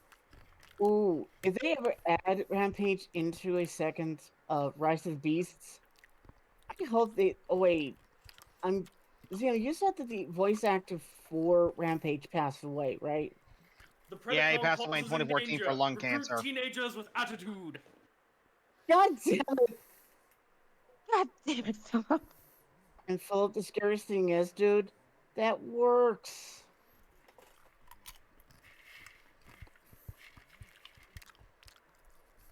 Also, incoming message from the giant head. Wait, Giant that's head. Zordon.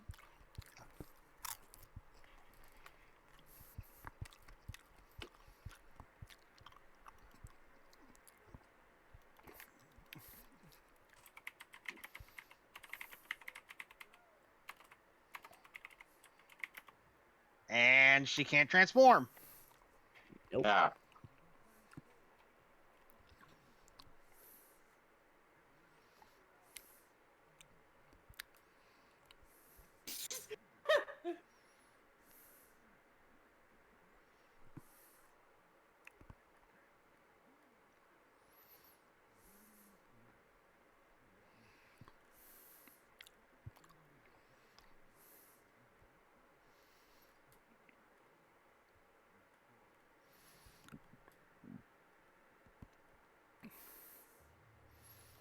Actually, here's something to legitimately consider. What would Transmutate's beast mode have been in this? no. Hmm. Tough to Not- say. It probably didn't even get a chance to scan it before everything went kerflooey. Yeah. Oh, let's see. Given how it kind of has like bird-like feet, I personally would have thought, and if it's at all possible, a dodo. I was thinking the same thing, actually. That would be interesting. Also, it is the last of the dodos. Dodo.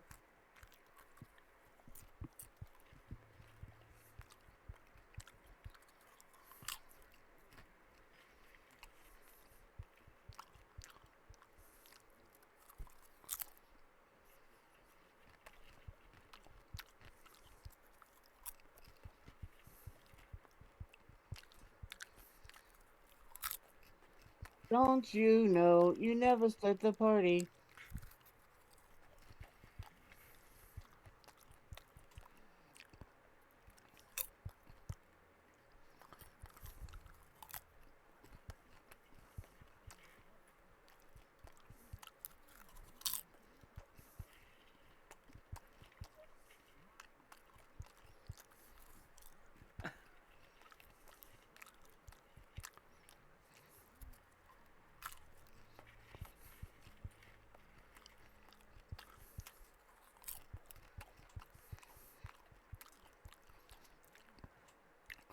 You know, this is actually a pretty brilliant idea about Rampage. Oh yeah. Mm-hmm. Yeah. Basically Oh, using yeah. Transmutate as bait. I baiting the mousetrap. Excuse me.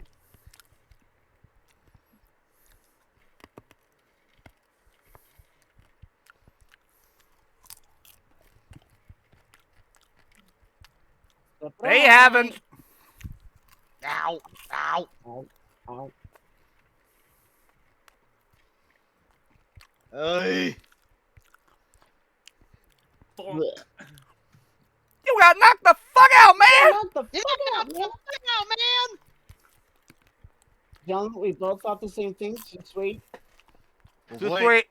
The Transformers will Huh? return. After these Great. Now that I think about it, I cannot unsee it. You know what Transmutate's face reminds me of? What? What? 3 words. Return the slab. Son of a bitch, you're right. Yeah, I can see it. We need a Red Curse County Dog one of these days.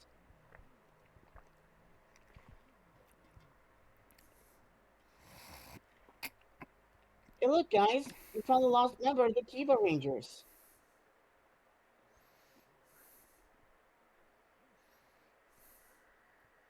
Uh-oh. It's a charged Struggle gun. Holy shit. Ow. Looks like Inferno. Ooh, good distance.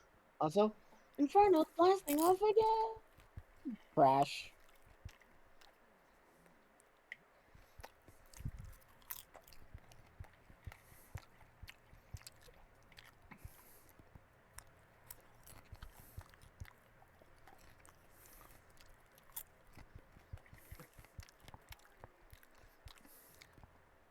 Squish. Ooh. I'm gonna be straight here. I could never take Transmetal Prime's main gun seriously. Looks like a fucking Yeah, it megaphone. looks like a pea shooter. Yeah, I have to agree. That's why I I was like gonna say hair dryer. that too. But for me, that's why I always like the when his like backpack, I guess you wanna call it that way, holds out to be like twin guns.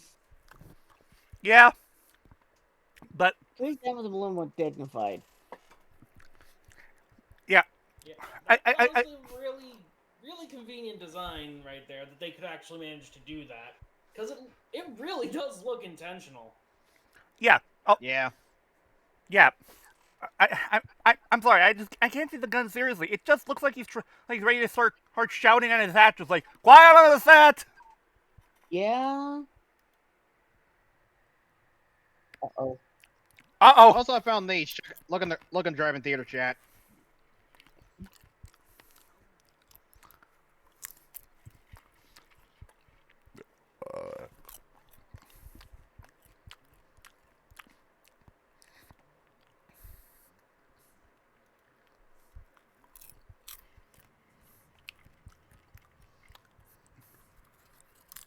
Fun.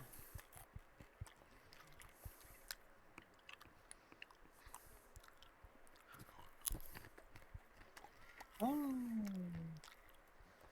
Vincent that just run.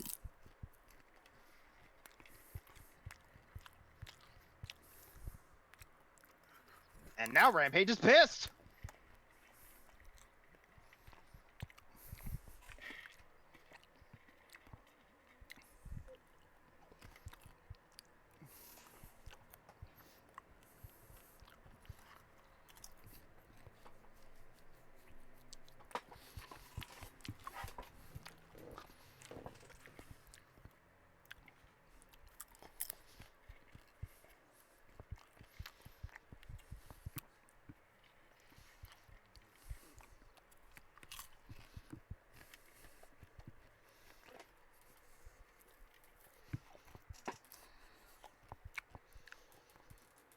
Um.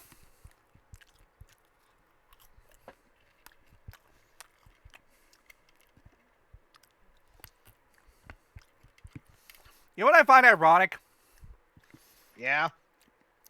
Ratchet has respect for the quote-unquote Ant RC, and that here he is giving shit to Transmutate, who's also voiced by Susan Blue. Yeah. Yeah.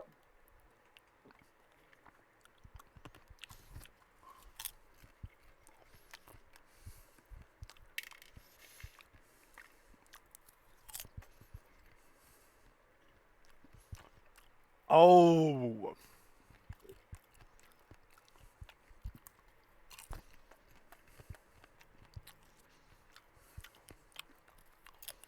Wow.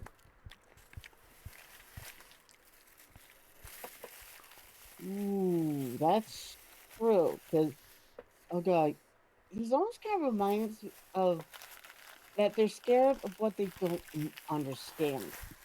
It's like how some people have that sort of mentality. Phrasing! Phrasing. Let them come. Hey, hey, Phrasing! hey, Hey, phrasing. Phillip.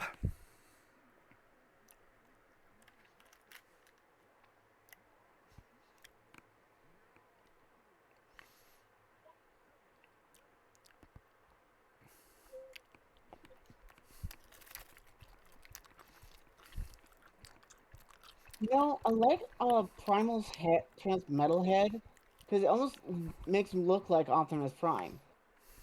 Yeah. Yeah. I mean, honestly, I think he looked more like Optimus in his original body. Fair. Especially when he put up his faceplate. That's true.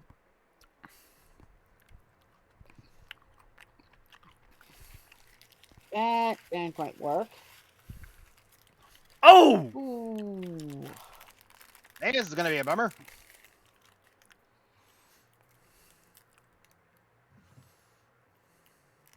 Mommy, Daddy, stop fighting. Going down. Although that probably worked better with him and Black Arachnia. Okay, I got a joke coming up, and you guys are probably gonna hate me for it.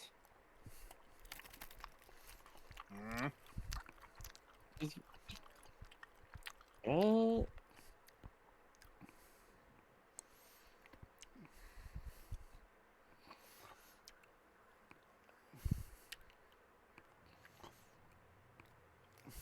Oh dear. for it. Wait for it.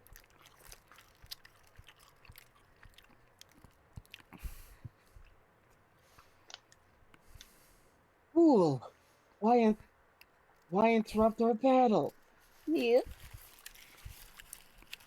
Oh fuck! It does sound like it does have vibes of the whole Ash stopping Mewtwo and Mew's fight during the first movie. And then, oh, oh. I know Oh! it's like another. Oh, Nope, not gonna son hit of a it. bitch! Ooh, Crap baskets. oof.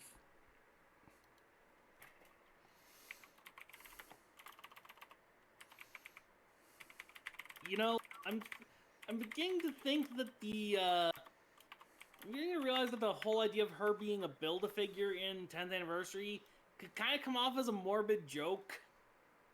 Oh my Little god, bit, you're yeah. right. Yeah.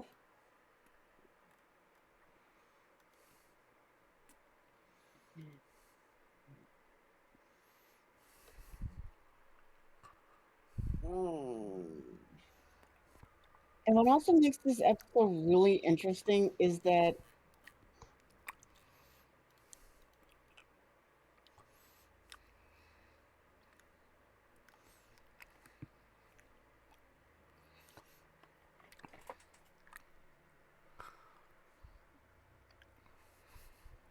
No, Optimus.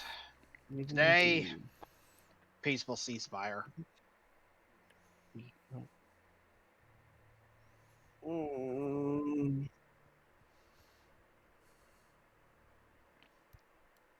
Another good episode, honestly. Yeah. You, And you Ow. want to know what this episode reminds me of? What? What? And pretty sure only those who are G1 who know their G1 episodes will understand and this comparison. The Golden Lagoon. Yeah. I do remember that episode. It's an episode that It actually has a bit of an environmental message into it. Yeah, but the reason why I compare both of these because both episodes have a bittersweet ending. Here. Like a battle was won today, but at what cost? Yeah, and it's not like with Dinobot where he voluntarily sacrificed himself so they could win the battle. This was just a senseless casualty. Yeah, it's like Transmutate didn't understand why Silverbolt and Rampage were fighting, and it just wanted them to fucking stop. Because Silverbolt and Rampage were the only two that seemed to actually care about it. Likewise, the pool of Electrum, like it was just there. It existed naturally. It formed a central part of its ecosystem. Everything was fine until the Decepticons and Autobots got there and destroyed it. And it's sort of similar to this. If they hadn't uncovered the stasis pod, Transmutate would have never, or basically been stuck in this form. Yeah, it also wouldn't have been alive too. But let's be honest here. What Transmutate would have experiencing, as sad to say it is, it wasn't living. It was on borrowed time. It was essentially just a shell of what it was and ever could be. Basically, it was living on borrowed time. Yeah. Yeah, and the thing is, while Primal's whole outlook on this, it is somewhat harsh. The fact of the matter is, there was nothing else they could do. Mm-hmm. Yeah. They couldn't do anything else for Transmutate other than to put it out of its misery. Yeah. Unfortunately. A very good episode, and probably one of the more memorable ones when it comes to Beast Wars. Mm-hmm. Honestly, I feel like if there was ever if once I kind of wish the spark extractors had been invented earlier, because that way they probably could have, taken the spark out of Transmutate, found a blank protoform, put it in, and maybe she could have had a more normal life. Yeah, that could Yeah. Also, I might have issues with Earthspark, but given how Earthspark can be structured, I honestly think that if they wanted to try and bring Transmutate into it, it could work. Mm-hmm. Oh my god, do not play with my emotions, you son of a bitch. Hey, we got fucking tarantulas in that shit. That's fair. Anything is possible. Anyway. And hell, thanks to tarantulas, we have the amazingest that is Night Shadow, who transforms into a fucking owl. Now, before we get into the last episodes, we gotta basically go over some stuff you missed. First of all, we gotta go over Time for backstory. Hang on, let me get the GIF. Right. So, first of all, we gotta go over the three-part the finale, the agenda. Essentially, the AKA one of my personal favorite characters of all fucking time, Gobadijit Ravage Achel Sabis. and for those And for those who are wondering, yes, that Ravage, the very one that served Soundwave. Very one in Soundwave's chest. It's not like you interviewed his voice actor or anything, Zia. No, not at all. Hell, Lee Tokar was my second interview ever, and it was fucking hilarious. But So it's like, seriously, that son of a gun would literally go into character voices without me ever prompting him to do so. I could not stop laughing. So the thing is, after the Great War, some Decepticons were granted amnesty and essentially retired, except for one, who essentially decided that he still wanted to basically cause some trouble and wanted to be rebuilt as a Predacon. That being Ravage. The thing is, Ravage works for the quote-unquote Tripredacus Council. They're essentially a sort of shadow group that essentially is in charge of basically keeping all the Predacons in check. Now, they want to at one point overthrow the Maximals and such like that. Don't misunderstand. They don't want peace. But they also know that they need to basically bide their time. And the thing is... Right. Meanwhile, Megatron was out there just like, he woke up one morning and chose violence. Pretty much. Though the thing is... That's essentially what happened in the IDW comic.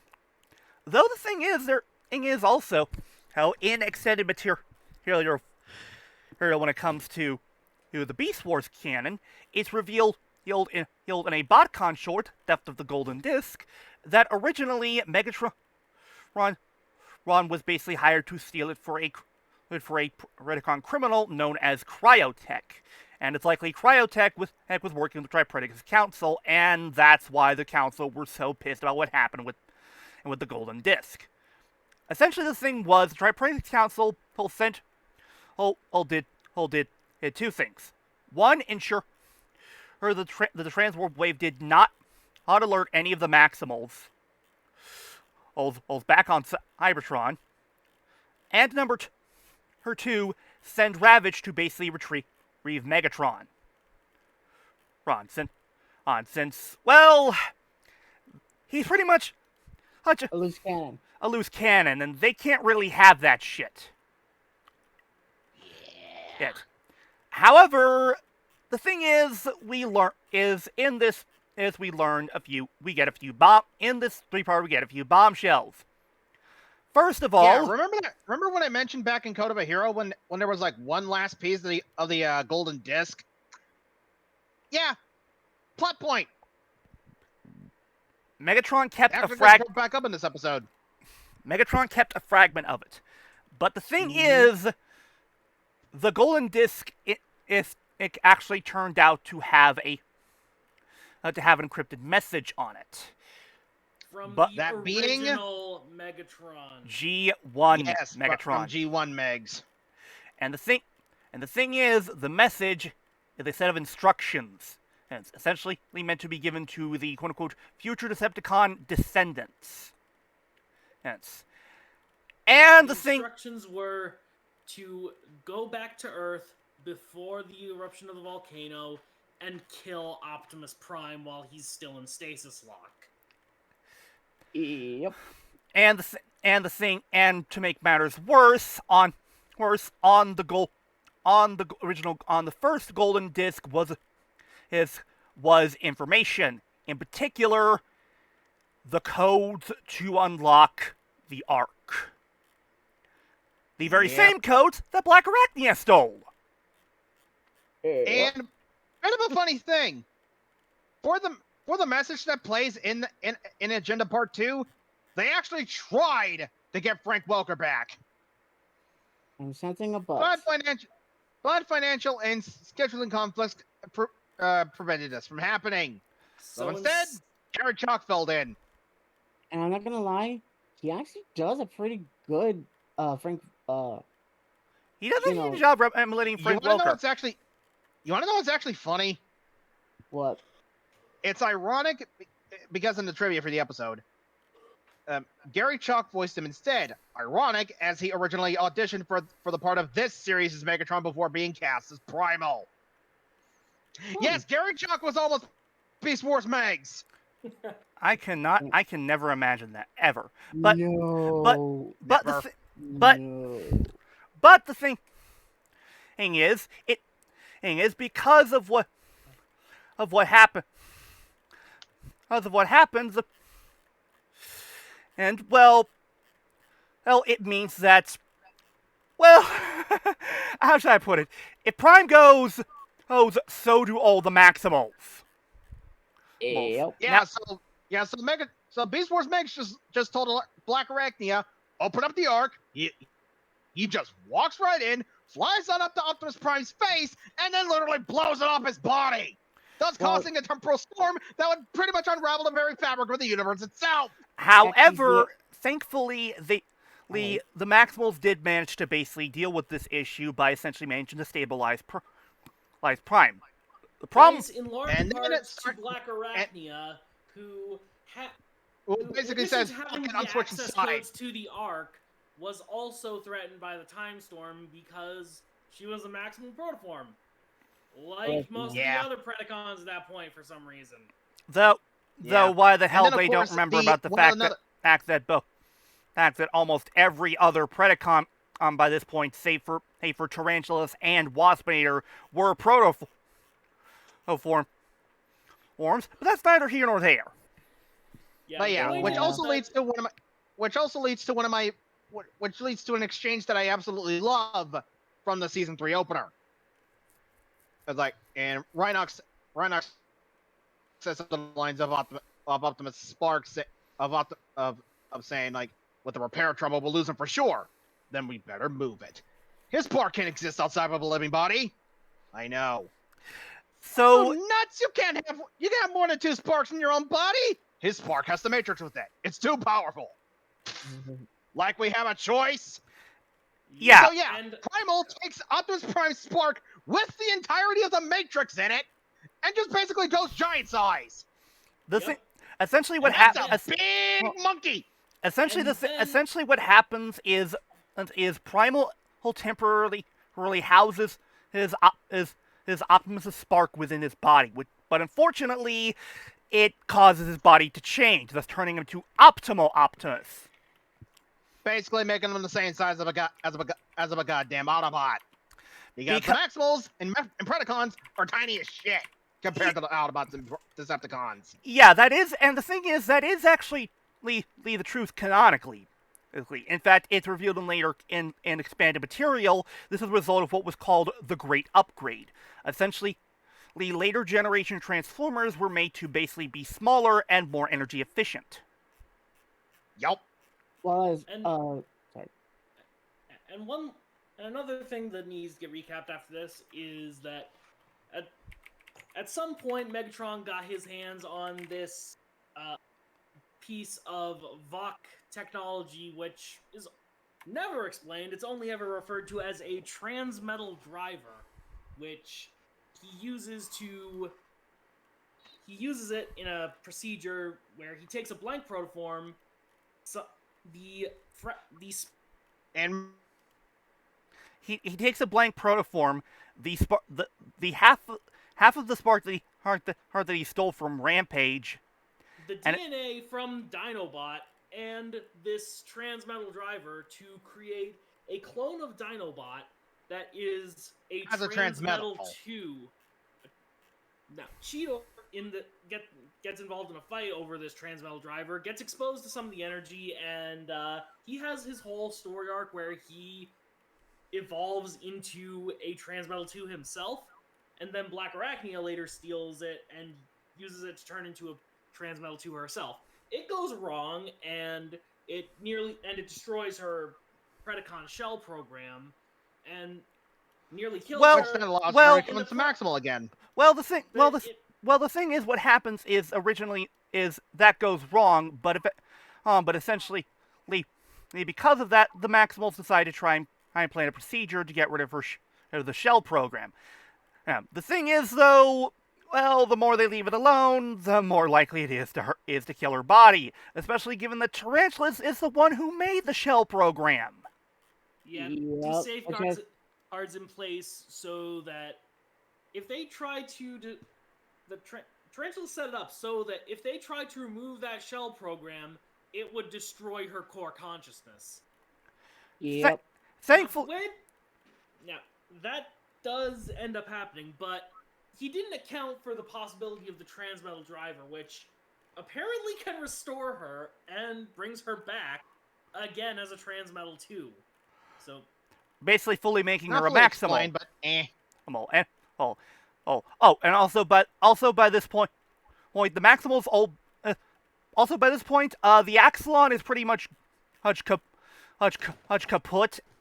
So the and they Maximal basically move whatever wreckage they could get from the thing and move it in with the arc. And unfortunately, Megatron managed to get his hands on Sentinel and use it as the new defense system for the dark side. And Slightly before this episode, thanks to a little bit before this, due to a few shenanigans, because of course there's fucking shenanigans in Beast Wars, Tarantulas and Quick Strike basically get inside the arc with the code stolen from Optimus when Tarantulas use their little like mech suit thing. That's the episode we're covering. What's happening in this episode? Yeah. Oh, and one very last thing that I don't know if it's really super relevant, but there's a new Maximal now. Oh right, we need to bring up Death Charge. Who really didn't like how Depth Charge was actually one of the guards for Rampage. Yeah, back when he was imprisoned on Cybertron. Of course, Rampage escaped, killed all his friends, and ate them. And he was not happy that they chose not to destroy Protoform X and instead tried to cast him off world somewhere. So Depth Charge ain't happy. So yeah, that means that because Depth Charge has after the events of that attack, he has an eternal vendetta against Rampage. He will not rest until Rampage is dead and his friends are avenged. Now, thankfully, later on, he does get over it, but the thing is, he has this rivalry with Rampage until the end of the series. Mm-hmm. And that brings us to where we are now. And thus we move on to episode 10 of season 3. Master or Blaster.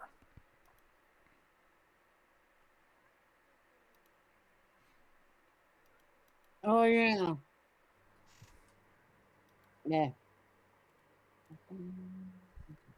I don't think I've ever seen this version of the intro for season 3. You're in for a treat. I just don't think I've ever seen that beginning part of the intro. Oh. I haven't either. That's new.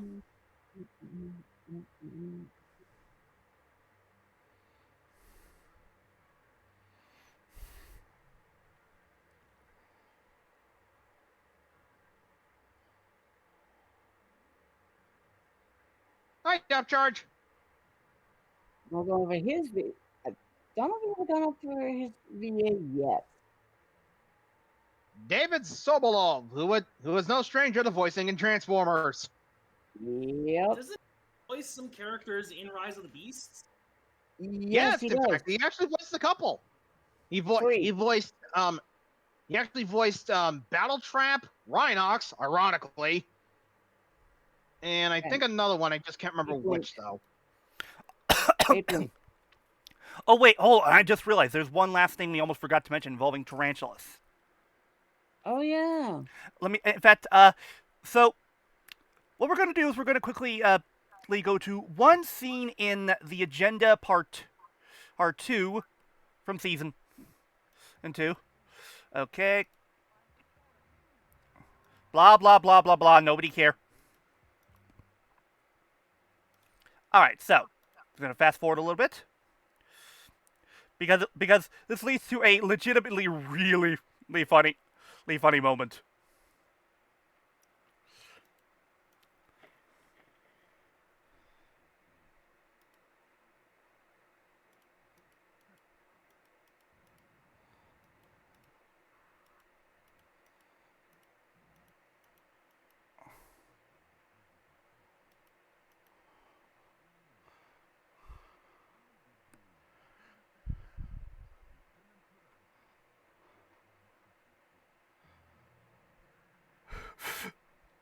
Watch Megatron's reaction here.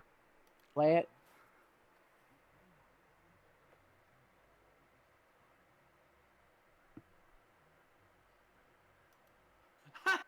He literally faces the camera. Yeah. He's like, Fourth oh, wall break. he's like, oh wow, you're telling me Tarantulas was loyal to me? He from the start? Heart, I'm so shocked. I am shocked. Shocked. Yeah. Well, not Yeah, that shocked. I totally did not pick up on the fact that he has literally stabbed me in the back at every possible chance he gets. The only thing, the advantage, the only thing that's learned from this when it comes to Megs is the fact that now he actually knows why Tarantula is such a backstabbing bastard. Mm-hmm. Anyway. And now we can continue where we left off. I think it has closed captions, so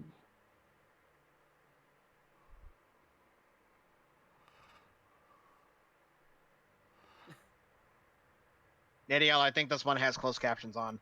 Oh, it does? yeah, it does. Excellent. Oh, this is my favorite part.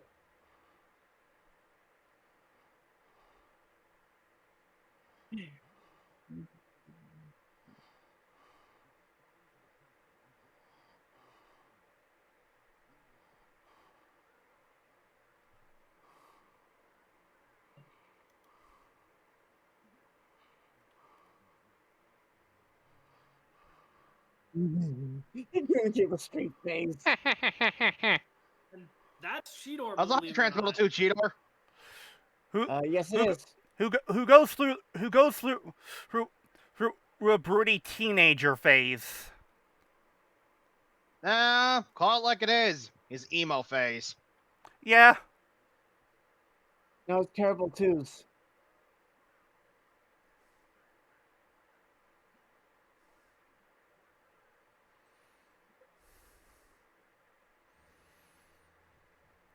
Also, the voice of state distortion they have for Optimal Optimus.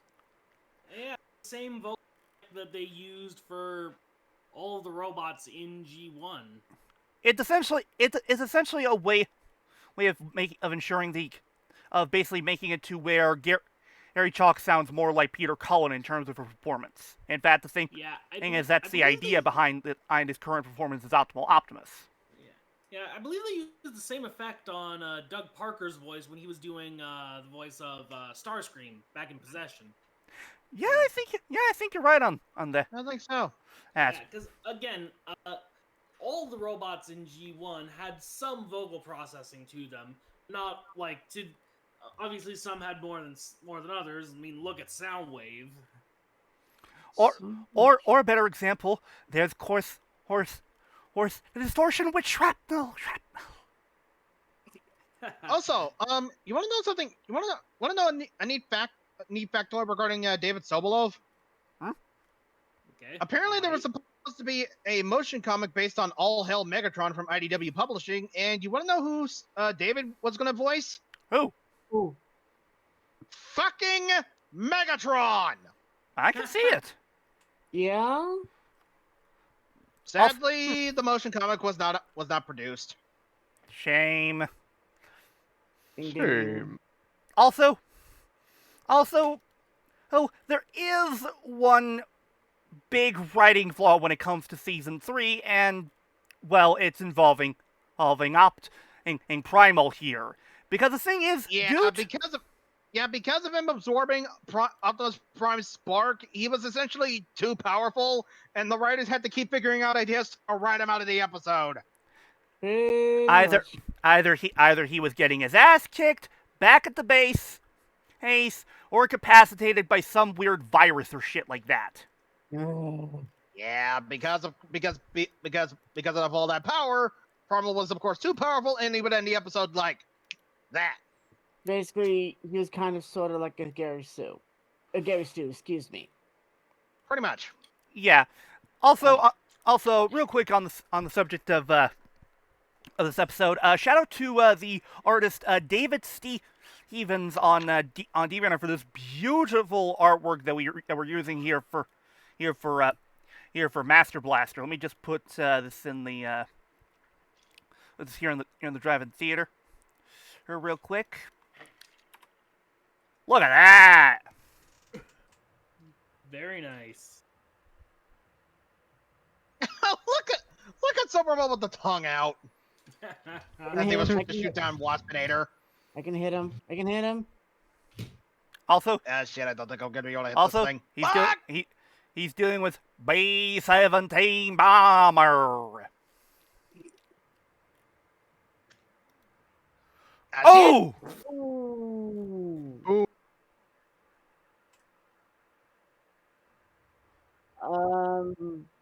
You sure about that, Waspy?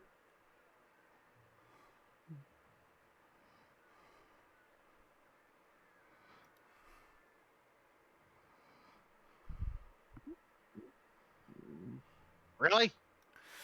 Also, Hang on, was he trying to do a rider kick? I don't know. Also, I guess. one thing I will give credit to season 3 of Beast Wars in particular, they were really good at making the cast very expressive in terms of their facial expressions, like the oh yeah, like the sort of raised eyebrow, from Primal here. Oh my God, Flutter, do you know what he was doing? He was doing the people's eyebrow. Damn it. Oops. Also, Waspinator was doing the rider sting. God damn it! Oh, this is gonna hurt. Good, play it. And Oh! It's like at this point he just knows what's happening and.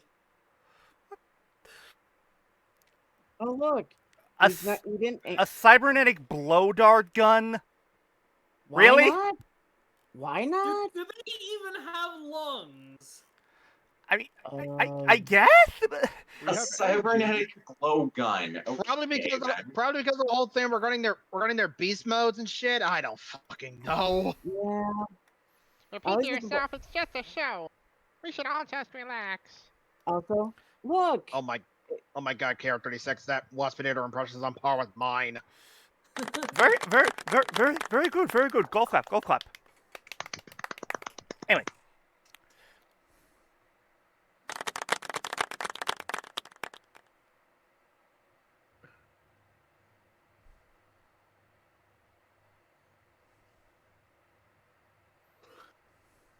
Miniature Spider-Bot.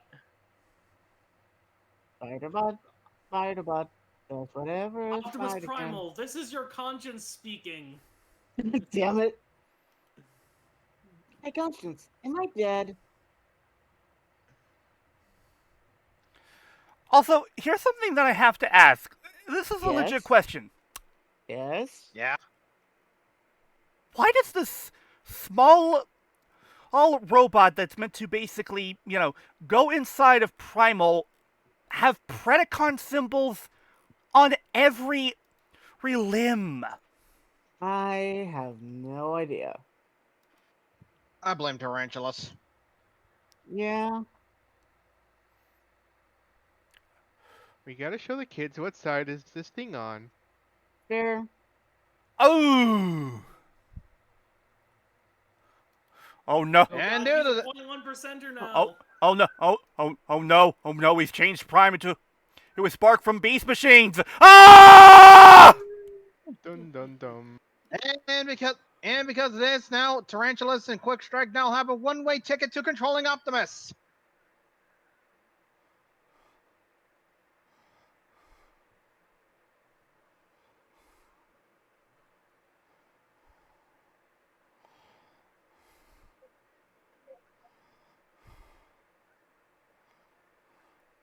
No, No, that's no, your repaint. no! Packrat's your blue repaint. Hey, we were thinking the same thing. hey, Phillip, too sweet. Why are my jokes so cheesy?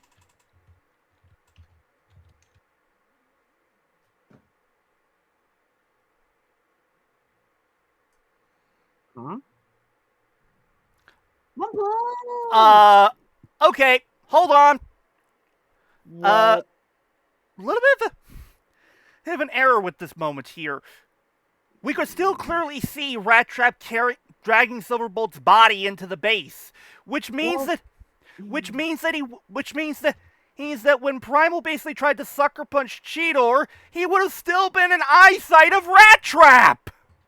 Don't know. Don't care. Eyesight or Keep even playing. heard the punch. Yeah. Yeah.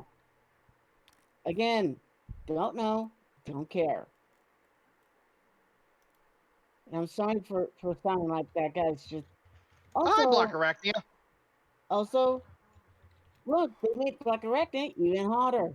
We made this pillow a cube because it's also an Allspark. Also, but that's another thing.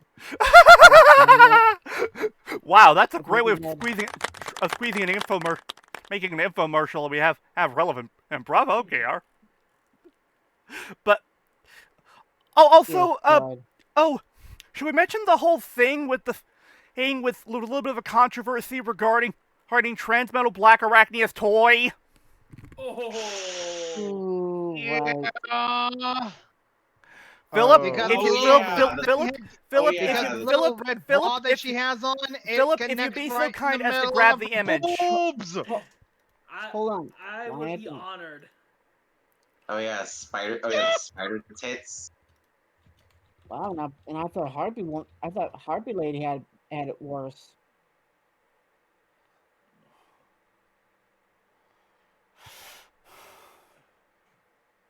Also, her claws strangely vanished. Well, that's because I think she only uses it for like battle, so that's why. This is a good picture. Yeah, that'll do. Yeah. I think the reason she doesn't have her claws is because she only uses it in battle. See? Yeah, see how they popped up? Yeah. She only uses it for battle, so that's why.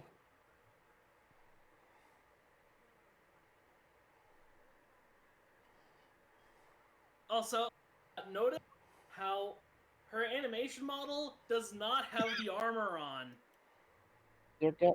Dad, you're right. Yeah, that's weird.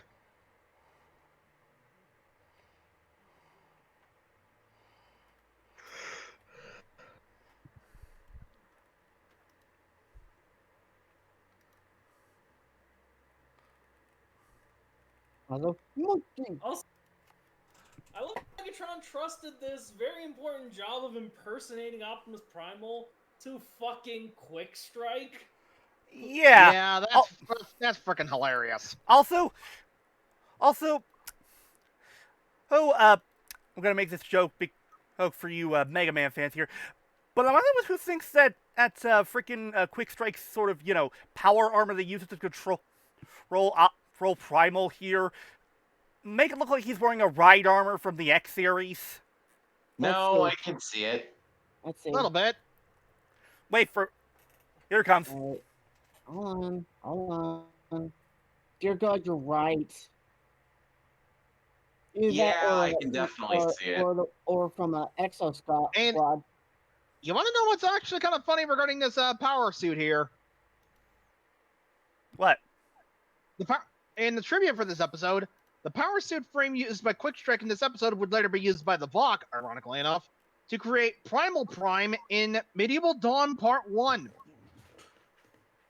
a Huh. BotCon story. Fascinating. Oh, okay. Yeah, and Primal Prime was just a repaint of Optimus Primal in the colors of G1 Prime. Well, Optimal Optimus AKA in this guy. particular.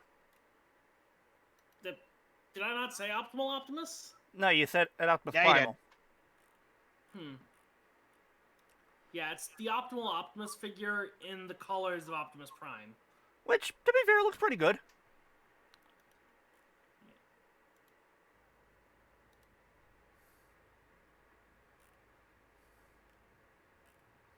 Get your filthy paws on me, you damn dirty.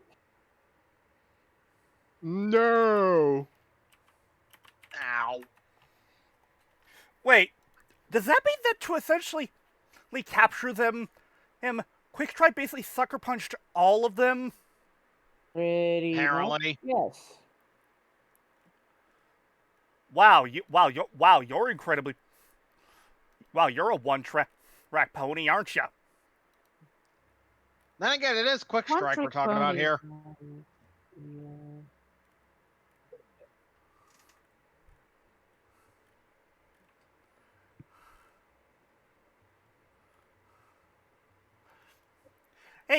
Hey guys, check it out. It's what everyone thinks whenever it's everyone's reacting that we're trying to collect the kingdom figures. Yeah. Thank you. Although, bit of a weird thing here. Yes. Apparently, there's an animation and a technical error with that scene. Okay. When Megatron says he has almost collected the whole set, his head's got the wrong colors. Oh, Instead of his transmittal head, the colors match that of his dragon form that he doesn't get until later. Oh my God, you're you're right. I see it. yeah, his face is black. Wait, his face. Wait, what? He said his face was black. Phillip, that's racist. God. Anyway, Thank you. back to our monkey giant. I mean, chill. The So, Transformer. another fun fact about Black Arachnia's design, this is more about her original design, but probably influenced the Transmetal version too. When the animators were designing her character model, they decided to go.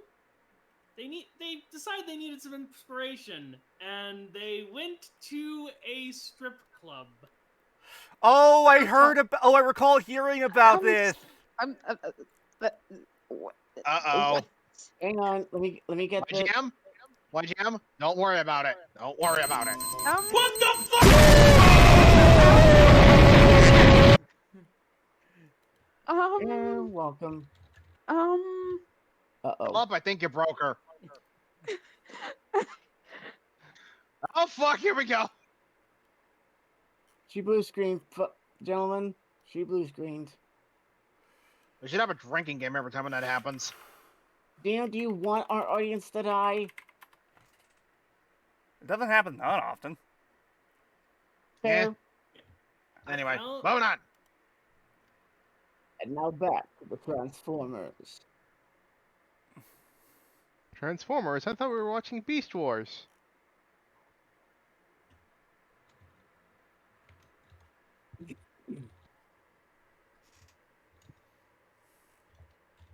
He wanted Black Arachnia to himself.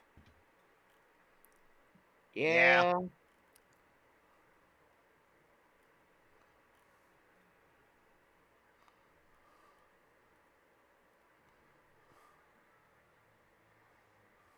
Ooh. Ooh. Intercepted. Interception! Hey folks, viewer mail time. Question says, aren't you interrupting at the most essential part of the show? Well, the answer is yes.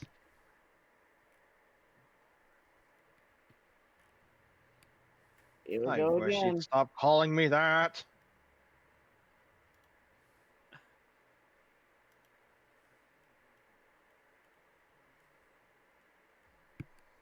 Oh right, we forgot to explain this. So In the back same episode where I'm sorry, I don't mean to talk over. in you, the same Mel. episode where Black Arachnia got that procedure or that eventually led to her becoming a Maximal, she decided to make sure that Megatron couldn't get his hands on the Megatron couldn't get his hands on the code for the Ark. She basically gave them to Optimus.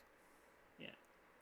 More that they wouldn't get lost in the event that she did, die in the process. Yeah.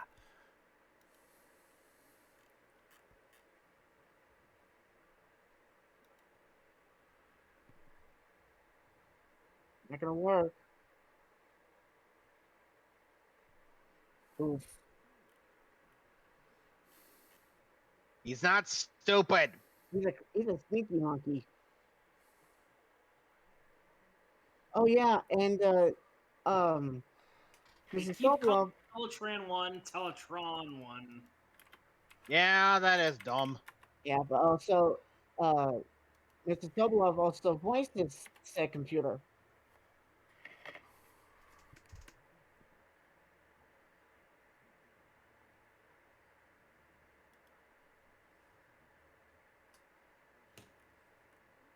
Oh yeah, and also,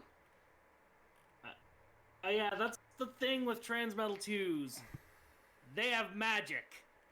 magic. Shut up, Shut you up, weirdo. weirdo. Oh, and another thing. This psychic powers that Black Arachne exhibits, she never uses it again.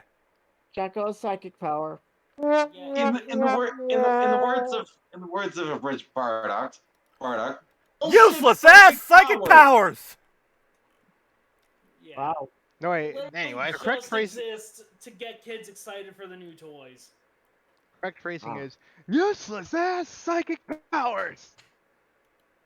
Nice.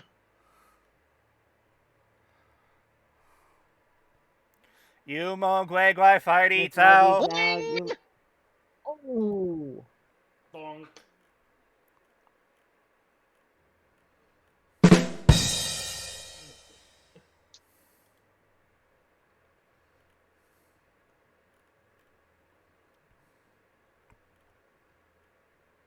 Although, I have to ask though. I hate to Hello. be that. I hate to be that guy, but wasn't the original Megatron in the other ship? No. Actually, he remember No, most some of of the the Decepticons. A lot of the Decepticons Nemesis actually boarded the crew- Ark. Yeah, remember in the first episode, the Nemesis docked with the Ark, and Megatron and his Decepticons boarded the ship, and they all crashed together. In fact, it was the Decepticons that the Ark repaired first,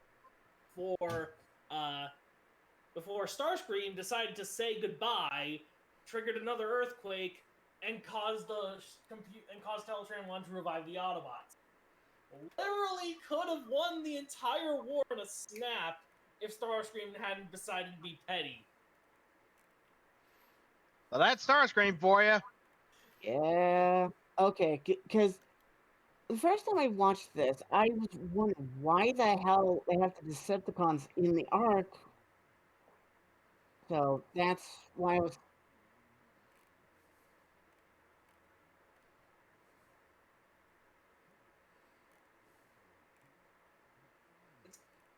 It's kind of weird hearing that voice because it sounds. It's got it. In that moment, it kind of had. It sounded like Primal's voice, but with Quick Strike's mannerisms.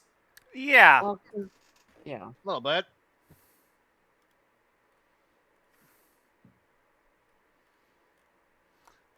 And prepare for creepiness as we see that apparently Megatron's spark chamber has, well, Spiked coil. a deployable tentacle. I see no fantasy where this is going. In this situation, that works. Thank you. Wasn't there like an antithesis to the Matrix's leadership inside of the original Megatron? Kind of, yeah. Thought so. So technically, Beast Force Megatron kind of sort of has a bit of. Okay, correct me if I'm wrong. With the original Megatron, has he ever like, like bumped into Unicron?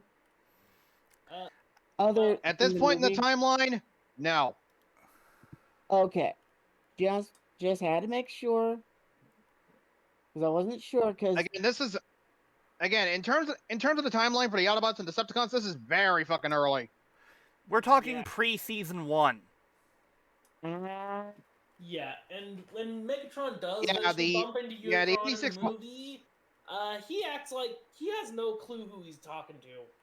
Oh, okay. Because you can tell I kind of felt, akin towards like Cybertron / Yeah, fair enough. Also, Okay. This is why we have education. also, Time travel is bullshit. Exactly. I had to hit it. also another thing when it comes to this, yes, G1 Mesa Spark does not like being messed with. No. No shit.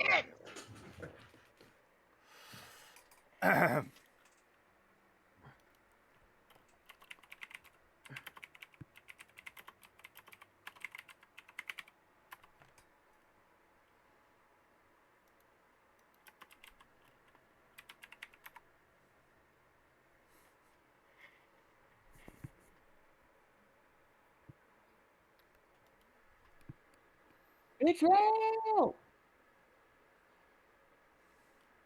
Come on, no one's gonna do the response line.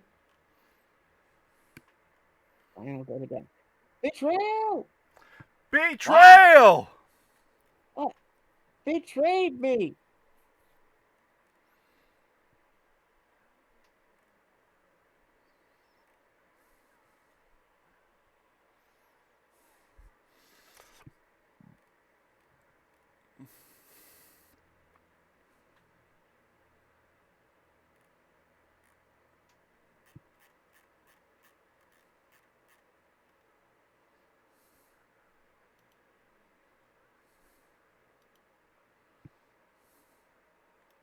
You're fired. It does kind of occur to me why Quick Strike was put in control of this suit, because any other Predacon probably would have been smart enough to realize, hey, this is going to cause problems for all of us if we destroy him while he has the original Megatron spark in him. Yeah, this causes a lot of problems for the timeline. Yeah. But does Tarantulas give a shit? Answer: No. No. Because he and the Tri-Predicus Council have other origins. Which they will explain. Never. In the next episode. Actually, they kind of do, Philip. Well, somewhat. Kinda. Yeah. It was kind of an unintentional explanation. Essentially, they say that all they say is that the Tri-Predicus Council, Tarantulas, have different origins that make it so that they're not tied to the Autobots or Decepticons. Yeah. That's pretty much it, though. Anyway. Also, Megatron, draw fire. Also, you want to see something else that's kind of fucking hilarious? What? What the? Black Okay. screen deal. There it goes. Hello, Terminator 2. Well, you didn't do thumbs up, but yeah. And hi, close up. enough. Hi, Prime. We can call it the T-1000's death. No, T800. But T1000 That's the was T800 the- death. Didn't the T-1000 also take a dip in some molten metal? Yeah, Yeah, he but it got didn't blown do up. anything. It just it didn't do anything with its arm. It just It just He flailed melted away. around. He fell. Yeah, he basically fell into the molten.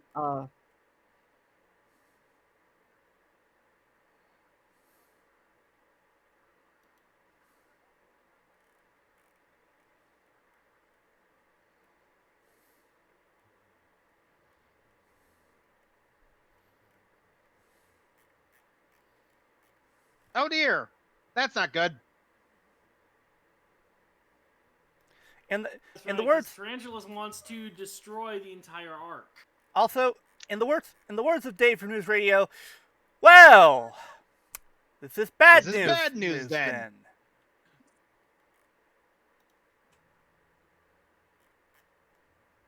Oh, hi, Inferno.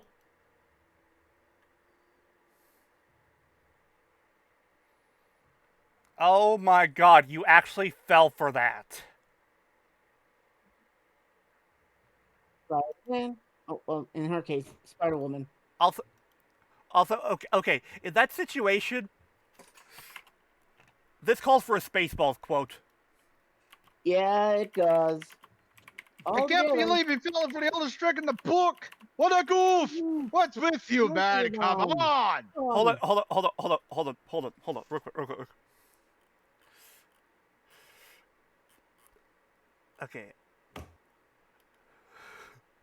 Okay, here we go.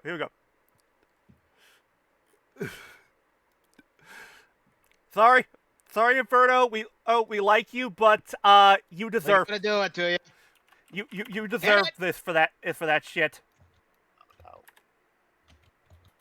I can't believe you fell for the oldest trick in the book! What a goof!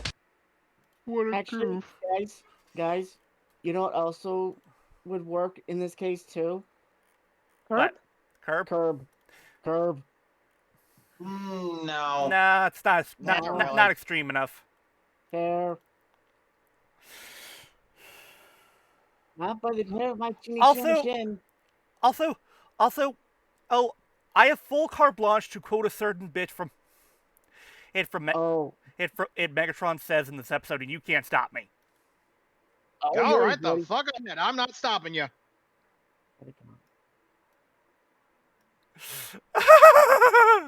And here, a couple bits of voice acting I believe we missed. Inferno is voiced by Jim Burns, Ha! Ironic. who is also the voice of Dr. Light in the Mega Man series, and Nick Fury in X-Men Evolution. And then Quick Strike was voiced by Colin Murdoch, who was, Mr. Kuonji from Ranma 1/2, Oh yeah. Mr. Flea from Mucha Lucha, Omega Red from Hulk Versus, Hordak from 2002's He-Man, Ooh, and Fine nice. Print in My Little Pony: Friendship is Magic. Wait, which character from MLP? Which Fine one? Print. Oh yeah. He also voiced Thrust in Armada, Scorponok and Wing Saber in Energon, and No, Thrust was from Beast Machines. No, he No. voiced Thrust in Armada. Yeah, he did. Remember the Jets? Remember the Squid Head? Well, I'm looking at his TF wiki page, and the only Thrust that's there is Beast Machines. Hang on. Give me a minute. Hold on. Give me a minute. I got it. You'll allow me. I got it. Oh, fuck it, I'll double check myself anyway. Oh, you were. That was Colin Murdoch. You got him and Jim Burns mixed up. No, we didn't. We moved. Well, I thought you guys mixed up Jim Burns with Colin Murdoch. My bad. No, It's I fine. started talking about Jim Burns, then moved on to Colin Murdoch. Oh. Anyway. Anyway, Dish, deal. All yours, buddy. Not yet. Oh yeah, I completely missed the Jim Burns was Beast Machines Transmetal Thrust. 2 Mags. By the pit you live! You live!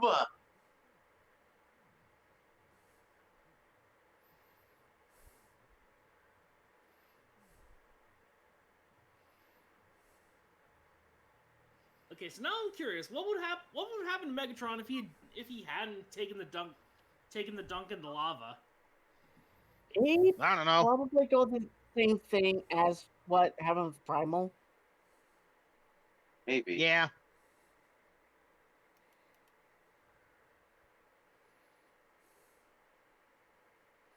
So here's the thing for you to figure out.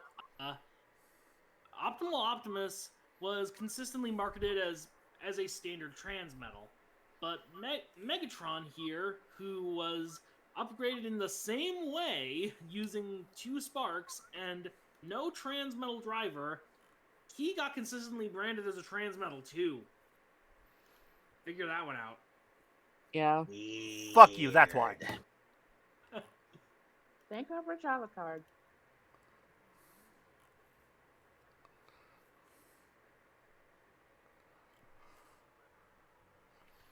Uh-oh. Belinda the monkey. Uh-oh.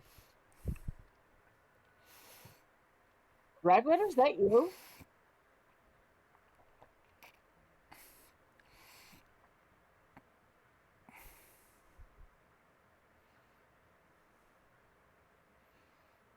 We should.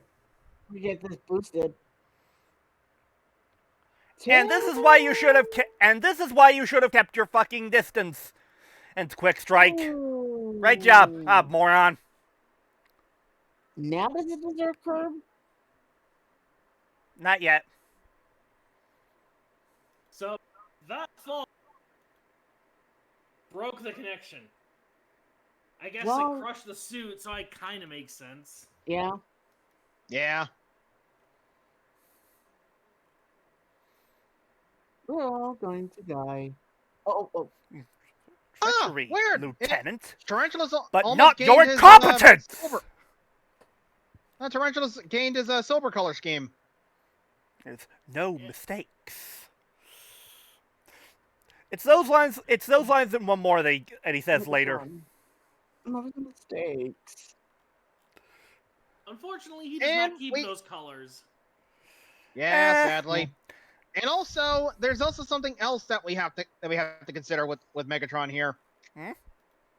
Megatron's tampering with G1 Megatron's spark will have bizarre results several million years later in Japanese G1 continuity, where the original Megatron battles Optimus Prime and Destron Leader Megatron Black version, which was apparently an e-hobby story first published in 2009. Was that their way of justifying the micro-change colors Megatron toy? Kinda. It's where G1 Megatron gets a black color scheme. Yeah, which I believe is the micro-change colors, so yeah. You see, I like to Funny old world, ain't it? I like to believe he's from an alternate dimension where he's even eviler. Yeah, because apparently thanks to Beast Wars Megs, in the story, G1 Megs has a cache of quantum surge energy that had been stored in his body for some time. Did no one catch my joke? Not entirely. No. Sorry. Theo's review of the Koro Q Megatron Black version. Oh yeah, that thing.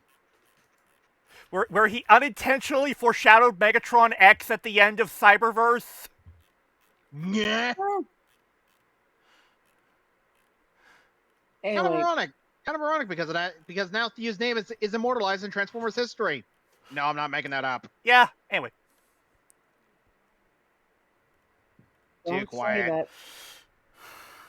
You had to say something.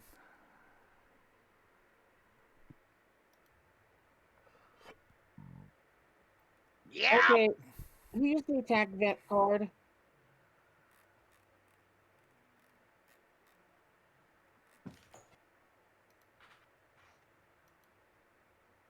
It's your turn.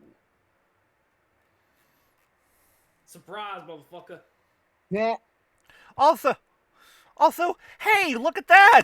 Optimal Optimus can now properly fight fairly with someone.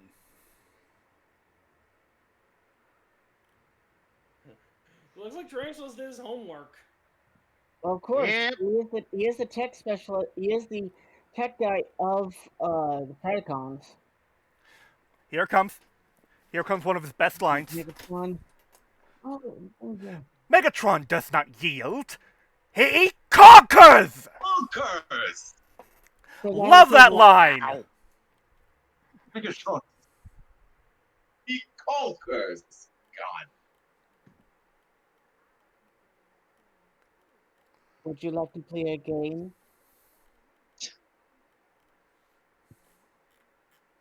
Light bulb.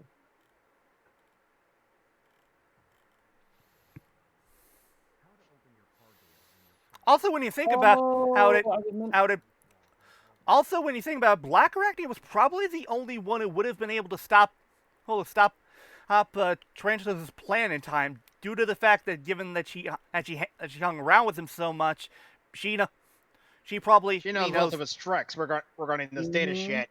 Yep. Yep. Basically, she Mhm. knows all this. She knows this hacker shit. Yes, I made a Jurassic Park reference.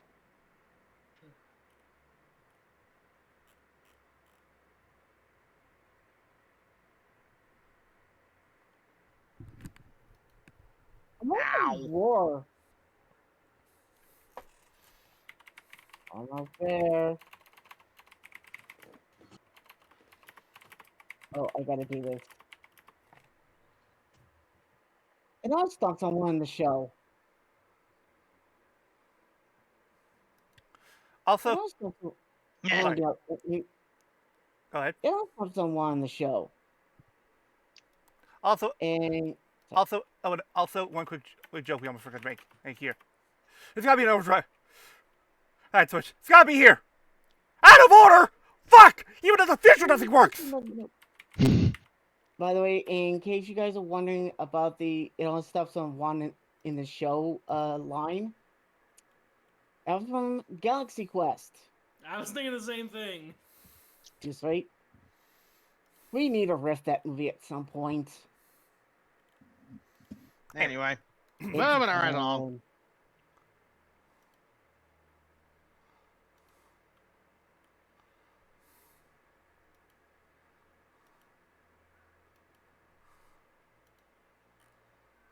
fun. Like Vento.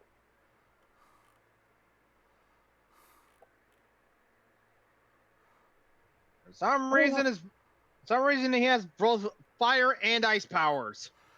Go figure. so Don't- he's don't a- question It's it. weird later on when they redid him as a blue dragon and with the name Cryotech. Also, Yes, So- the same Cryotech from BotCon. so that makes Megatron an evil version of Spyro.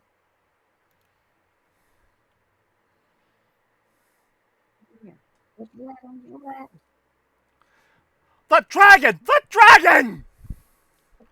Enzo falls on DL.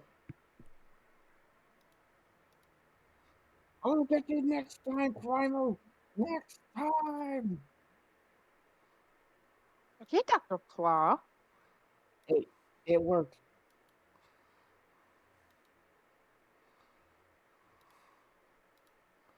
Yeah.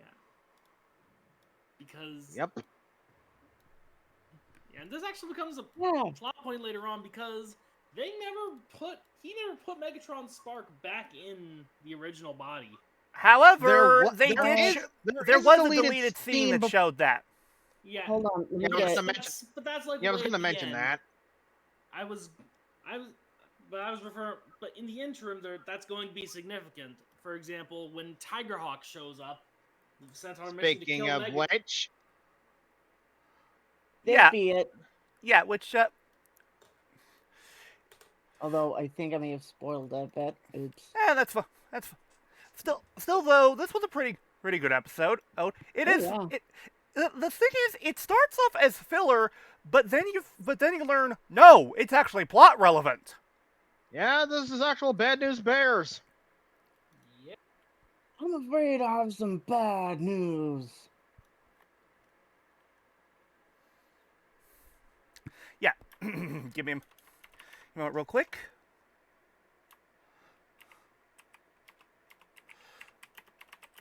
I'm currently making the thumbnail for the video, for later. Anyway, now it's time for the last episode for the night. Alright. And the most hilarious episode in Beast Wars. Oh yes, with episode 11 of season 3, Other Victories, and shout out to the artist Weremole for the beautiful artwork we're using for the cover, here on the cover, here on the slide, because, well, this episode does feature a brand new character. It's more important to me since it features my favorite character, Tarantulas. This is the art in question. Really love how this looks. Oh yeah. Oh, Anyway.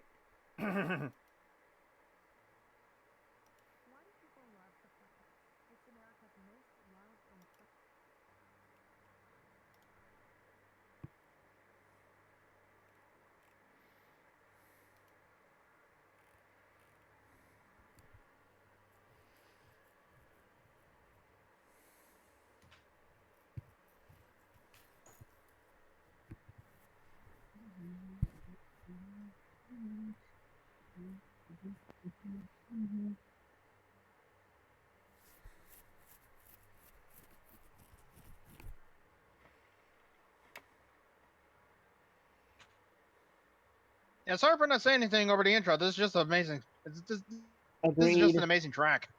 Agreed.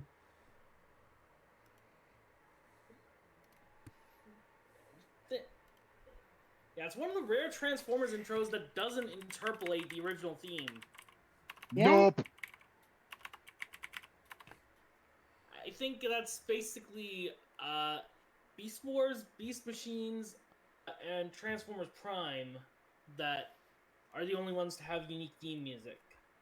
Also, Yeah. okay, before we call it a night, I feel we should pop back over to the Land of the Rising Sun to see how they did the opening for this. And I will tell you right now, it's better than the last one, honestly. No, wait, hold on, that's not the right one.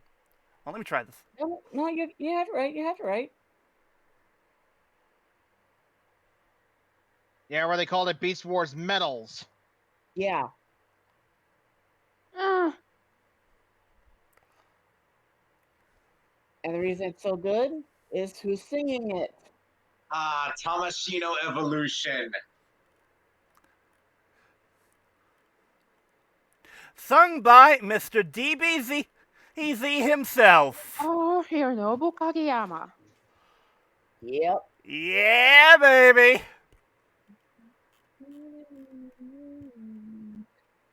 Sorry, I'm trying not to sing along.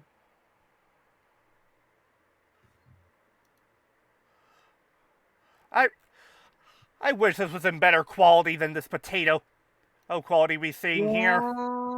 I know. Yeah. You know, it's just gonna have to deal with it, I guess. We'd have to do a lot of looking back and getting all the scenes to, edit this in. That would be a massive undertaking. I am not that crazy enough to do it, so don't bother asking.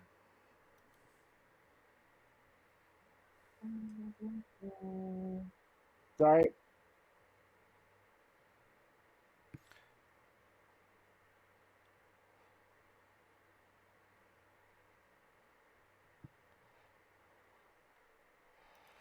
Anyway, back to our regularly scheduled program. Now for Beast Wars. Yeah. Fucking Canada. You know, I was trying to think of Blame Blame Canada. Canada. I was trying to think of what other titles would work, like Beast Risers or Beast Kings. Eh. Beast Kingdom? That could work. Now I'm just wondering, okay, so the title was changed to Beasties, but what did they keep the But the characters referred in dialogue to Beast Wars. Did they just keep that as is? I think so. Yes, I was like, ah! Ah! that's the Vok for you. By the way, fun fact: do Oh, the hi. voices for both the Voks sound familiar? Hi, Richard Newman. And And Blue Man Kuma. yep, yes, folks. We have both Rhinox and Tigertron as the Vok. Though the thing is, in the comics, they actually changed this somewhat. Rather than there being 2 Vok, there were 3. Huh? Yeah. Which I believe they actually did have names. Yeah, in fact, let me look. Beat you to it. Pakak, Tonron, and Tikani. Damn it, you beat me to it. Of course, I'm also the only one here who's actually read the Beast Wars IDW comics, aside from DL over here. Which, by the way, if you did not read them, do so. Oh, Asa. Yeah, the Beast Wars IDW comics were sadly the last hurrah from IDW when they lost the license. Which honestly is a shame, because they had a lot of good plans going forward. They were planning on introducing Dinobots. We were going to get Magnaboss and Tripredacus. Of course, if I can find a comic shop that's near where I am. Hell, you want to know who the second leader of the Predacons would have been after Megs? Black Arachnia. Black Arachnia. Wow. And they would have had Waspinator be a child of the Vok. Also, wow. Hi, Tigertron Oh, and Eraser. How oh you right, doing? I almost forgot. Yeah, we also gotta explain these two Yeah, guys so, too. Okay. So, brief history lesson here. So, in the 2-parter Other Visits, it's Tigertron and Airraiser were basically doing recon on an area that basically was unsurprisingly filled with Vok technology. Unfortunately, the thing was, well, the Vok have a particular bone to pick with Airraiser and Tigertron, because it was due to them that their quote-unquote flying paradise that they built on prehistoric Earth was basically destroyed.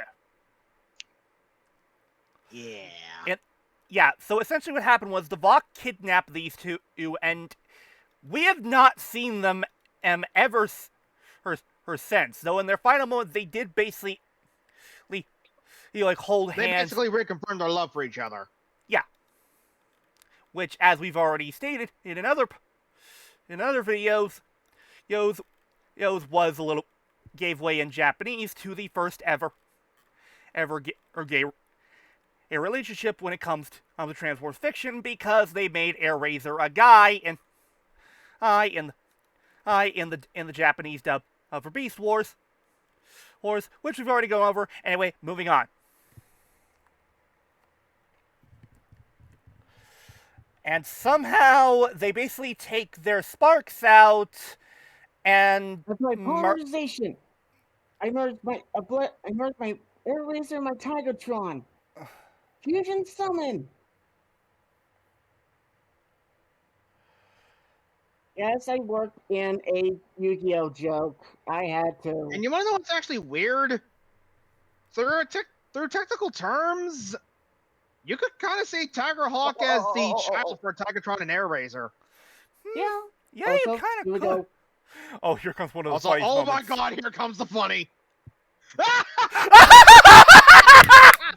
No, Megatron, Lord Megatron, you look great. Your costume is ridiculous.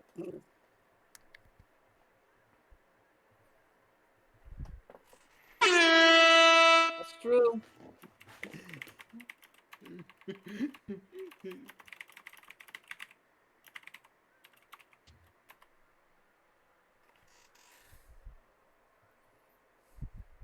Of course, Inferno will be the secretary. And Inferno's the photographer. Thank you. That was what that term was. Thank you. And yet, for some got- reason, Waspinator is supposed to defend him, and yet he just sentenced him to death. Also, Megatron in that. You forget this is a Predacon trial. They don't believe in fairness. Fair point. Also, Yeah. I mean, realistically, it's not like there's any room for defending Quick Strike in this instance. Yeah. He basically committed he committed the crime in question in full view of the judge. So Pretty much. also And- Megatron. And not only that, it was almost thanks to his help the tarantulas nearly destroyed everyone. Yep. Also, Megatron in that helmet, in that weird wig. There. Sure glad I don't look stupid in this. I am still disappointed that add-on kit does not come with the with the gavel. It doesn't come with the gavel. Yeah, it sucks. Seriously, that's the only thing I would have asked for to be included with that upgrade set. The gavel and the wig.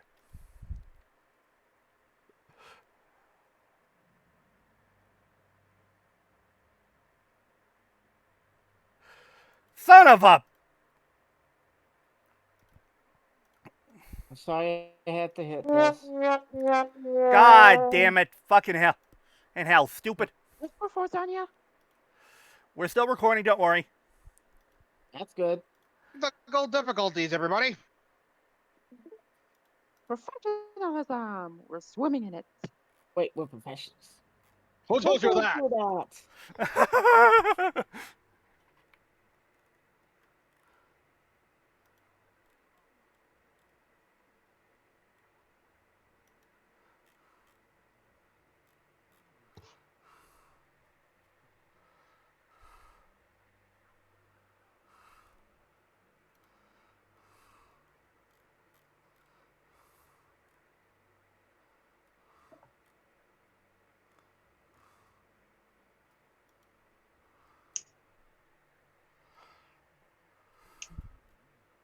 Uh-oh.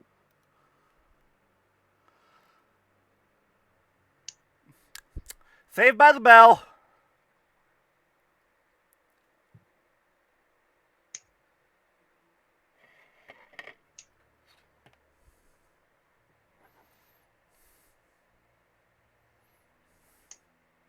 Also, I have a joke to use when the time comes.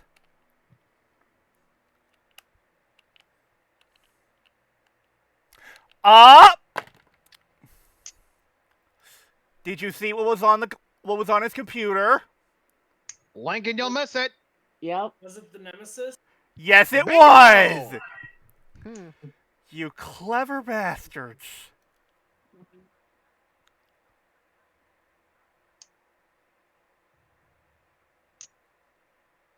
Oh, look Oh. at that. It's there again.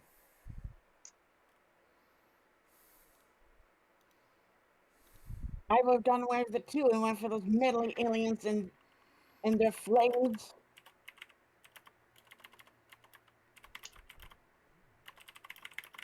Uh-oh. Basically 4 minutes. Also, Also, Predacon's next door. Battle stations. I have a joke to make here. Recess. Yeah. Wait, recess. Not that good No. to recess. No, that's I actual know. trial I, was, term. I, was, I know. I was trying to make a joke. Mm, Wait, that's an actual Sorry, trial term? Yes. Because, Yeah. The, like ter- you- the term recess is used to refer to a break in the proceedings. So if the judge calls for a 15-minute recess. That means that proceedings are halted for the next 15 minutes, and then you're basically free to roam about the not quite roam freely, but you get to get up, move around, speak with Stretch your legs, shit like that. speak with other people What? off the record, things like that. We have a 10-minute recess. Woo! Dibs on the monkey bars! Woo!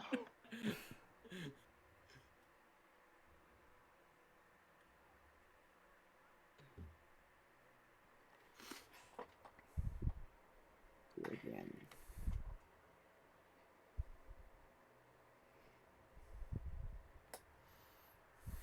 Damn, Tiger Hawk's hauling ass. Is he in the sand pod?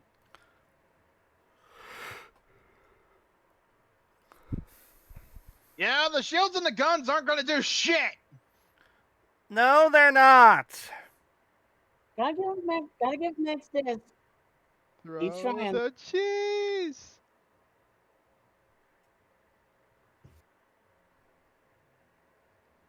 Yeah.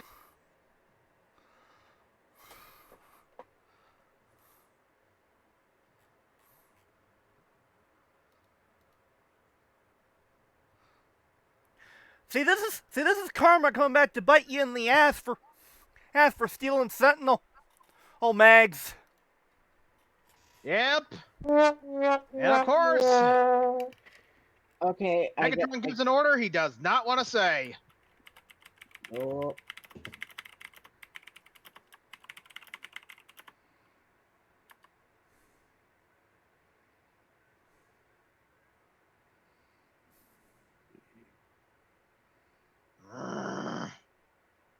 Abandoned base.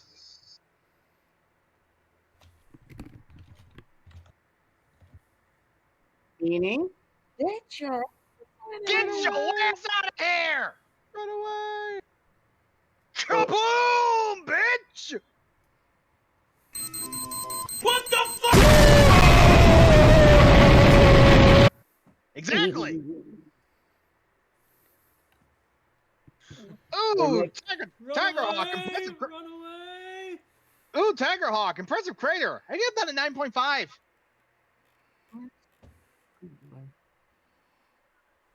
Not exactly, Rat Trap. Did you forget who Spark Max currently has?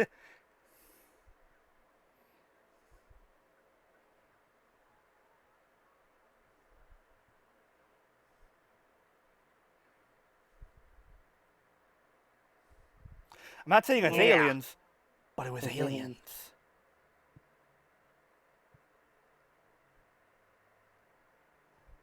Basically, And then pops out a face hugger. God damn it, understood that reference. First, I didn't realize he was in dragon mode, so I thought he was just robot with a dragon head. No, he transformed into dragon mode after he gave the order. Hello, Tiger Hawk. Uncle, I gotta say this. Gotta love, you're coming with me.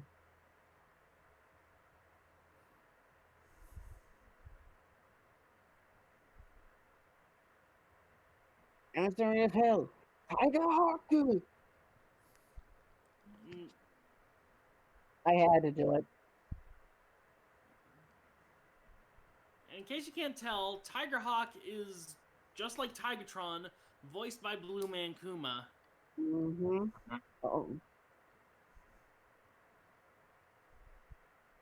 Bad idea. You know that's only gonna piss him off, right? Oh, Yeah. I gotta do this. Join me. And Tiger Hawk is fucking Avatar. Gotta do it. This is my last Team Rocket joke. Looks like Monster Later is blowing off again. Spinator. So, fun Okay, fact Tiger about Hawk literally has a motherfucking armpit cannon. so a fun fact about the Vok. Apparently, one of the writers was originally. Apparently, the Vok are an evolved form of the Swarm from the Generation 2 comic book. That was the original Funny. plan for them, yeah. Oh, funny old world, isn't it? Yeah, But that eventually was scrapped. But it was brought back for the Primeval Dawn storyline by 3H.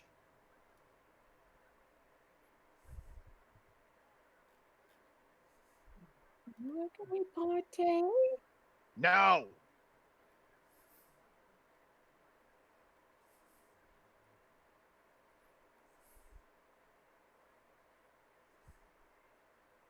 Yes, you are.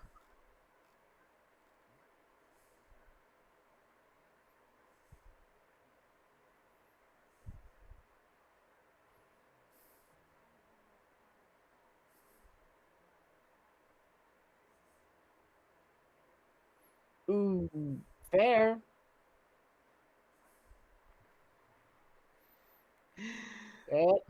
We're all gonna die. I That's missed a that. phrase we haven't heard in a long time. Exactly. Here's something I have to ask here. Yes. So Tiger is supposed to be a neutral party. Why does his model have a maximal insignia on it? Oh God, you are. It was already prepared for. It was already prepared for the maximal troop by the end of the Yeah. episode anyway. Yeah. Yeah, I mean, and it would have been. It wouldn't be that hard to remove it from the model for that one episode, would it? Like, just Possibly? I don't know. All right, let's see. Then again, this was near the end of the series, and maybe they didn't have enough Oh. time to do it. I'm not gonna lie, I love. Then again, his body was built from the bodies of two Maximals, so. And Also, that'll do it. also, not gonna lie, I love the design of Tigerhawk's beast mode. Yeah, I think he's definitely he's like a transmetal fusor, which is something we never got before or since. Not this again. Huh. Cheetor getting trapped by tarantulas. The more things change, the more things stay the same. Yep. Of course.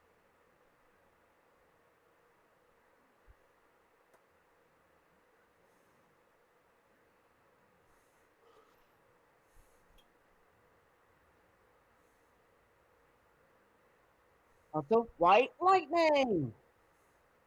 No, he's not a white. He's not a blue eyes white dragon. Um, Okay, another fun fact No.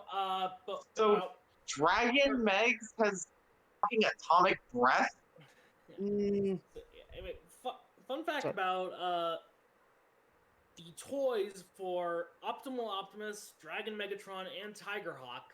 All of them have vestigial cockpits from a scrapped feature where they would have spark pilots. oh, you're right.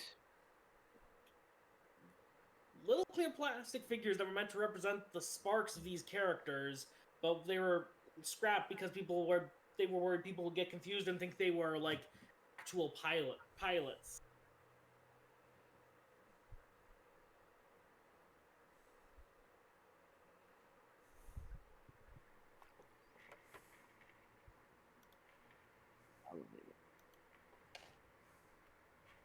Sure.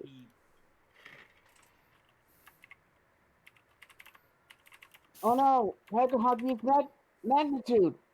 Is magnitude 9.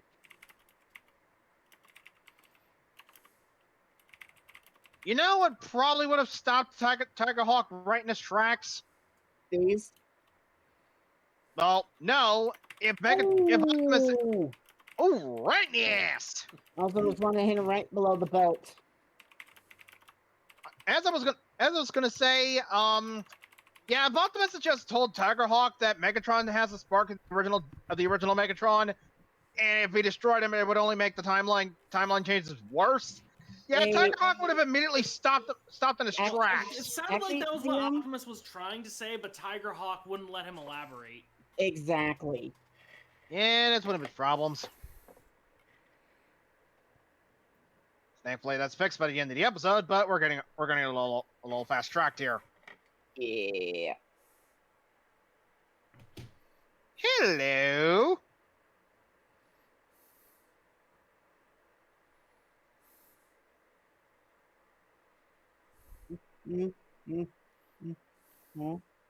I'm up. Well, I had a bad dream. I was in a really bad sequel series.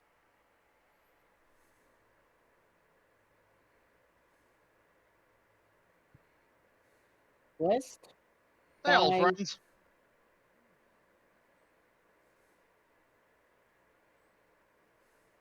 Wait, you should Tigertron and Razor? Do you Do not? you fucking not?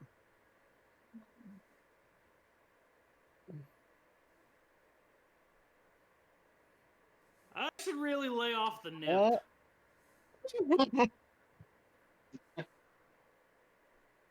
Well, at least that gave him the strength to break out of that. Yeah. Like I said, you really should lay off the catnip.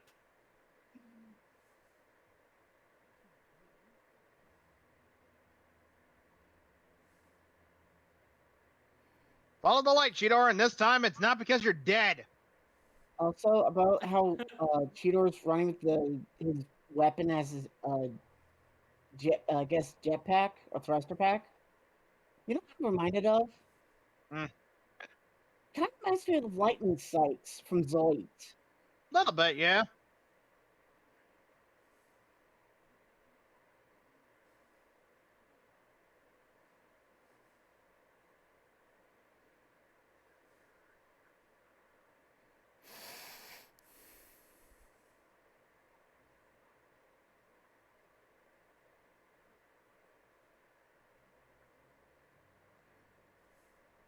Wow.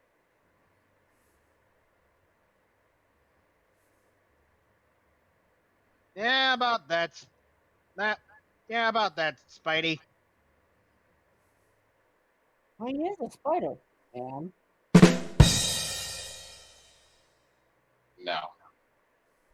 Well, Gino kind of started when he said Spidey, so I wasn't even going for a joke there. air.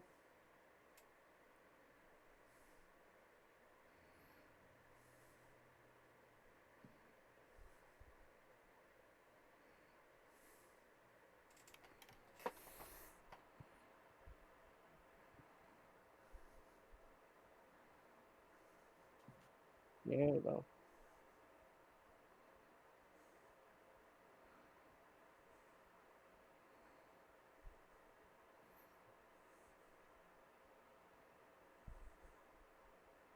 And that's the only hint of the different origins for tarantulas that we ever fucking get. Mm-hmm. Oh, here you go.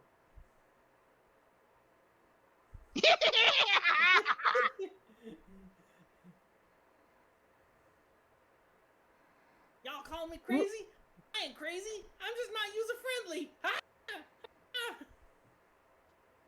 Hey guys, look! Tarantulas projected Dr. Crafty. I'm not crazy. look- You're crazy. Especially you, Waspinator. Hey! And Oh, probably God. for Tigerhawk, this is probably hurting like hell. It is. Also, oh, what a airball! Also, I just noticed the colors of the Chewbacca that was spit out: purple and green. Flutter, you're gonna kill me for this. Cyclone, Joker. Eh. No. And Turtle's like, what I the mean- fuck? I mean, seriously. I don't know. Tarantulas. Yeah, about that. I love what he's about to do. Yes, I look They at this don't and now do shit. he tried to actually do the cross thing. Uh-oh. I look at This is that and gonna think of the hurt. scene from Indiana Jones, and I'm expecting the face to melt. Or bye-bye. Ooh. And that fully kills Tarantulas. Wait, did he just... Did he just explode? Yes. And he's perma-dead. What the fuck?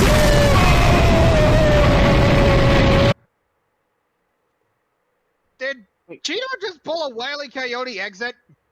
Kind of, sort of. I know. Oof. What the fuck? Leg him up, Cheetor.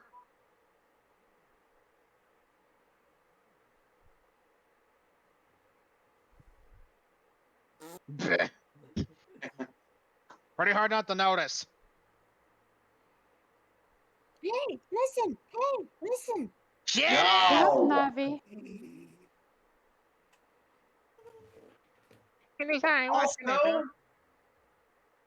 Also, fun fact regarding Tiger Hawk.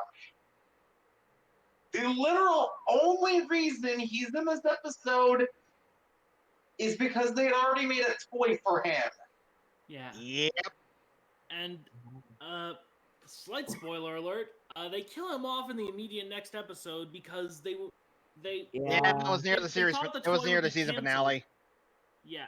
They Yeah, killed him seriously. off in the next episode because Hasbro had changed the plans and thought the toy would be canceled.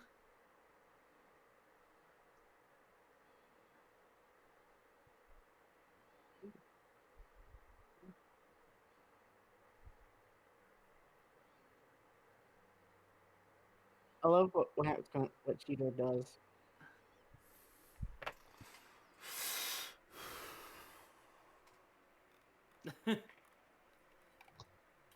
Yes. Ow! What? That was funny.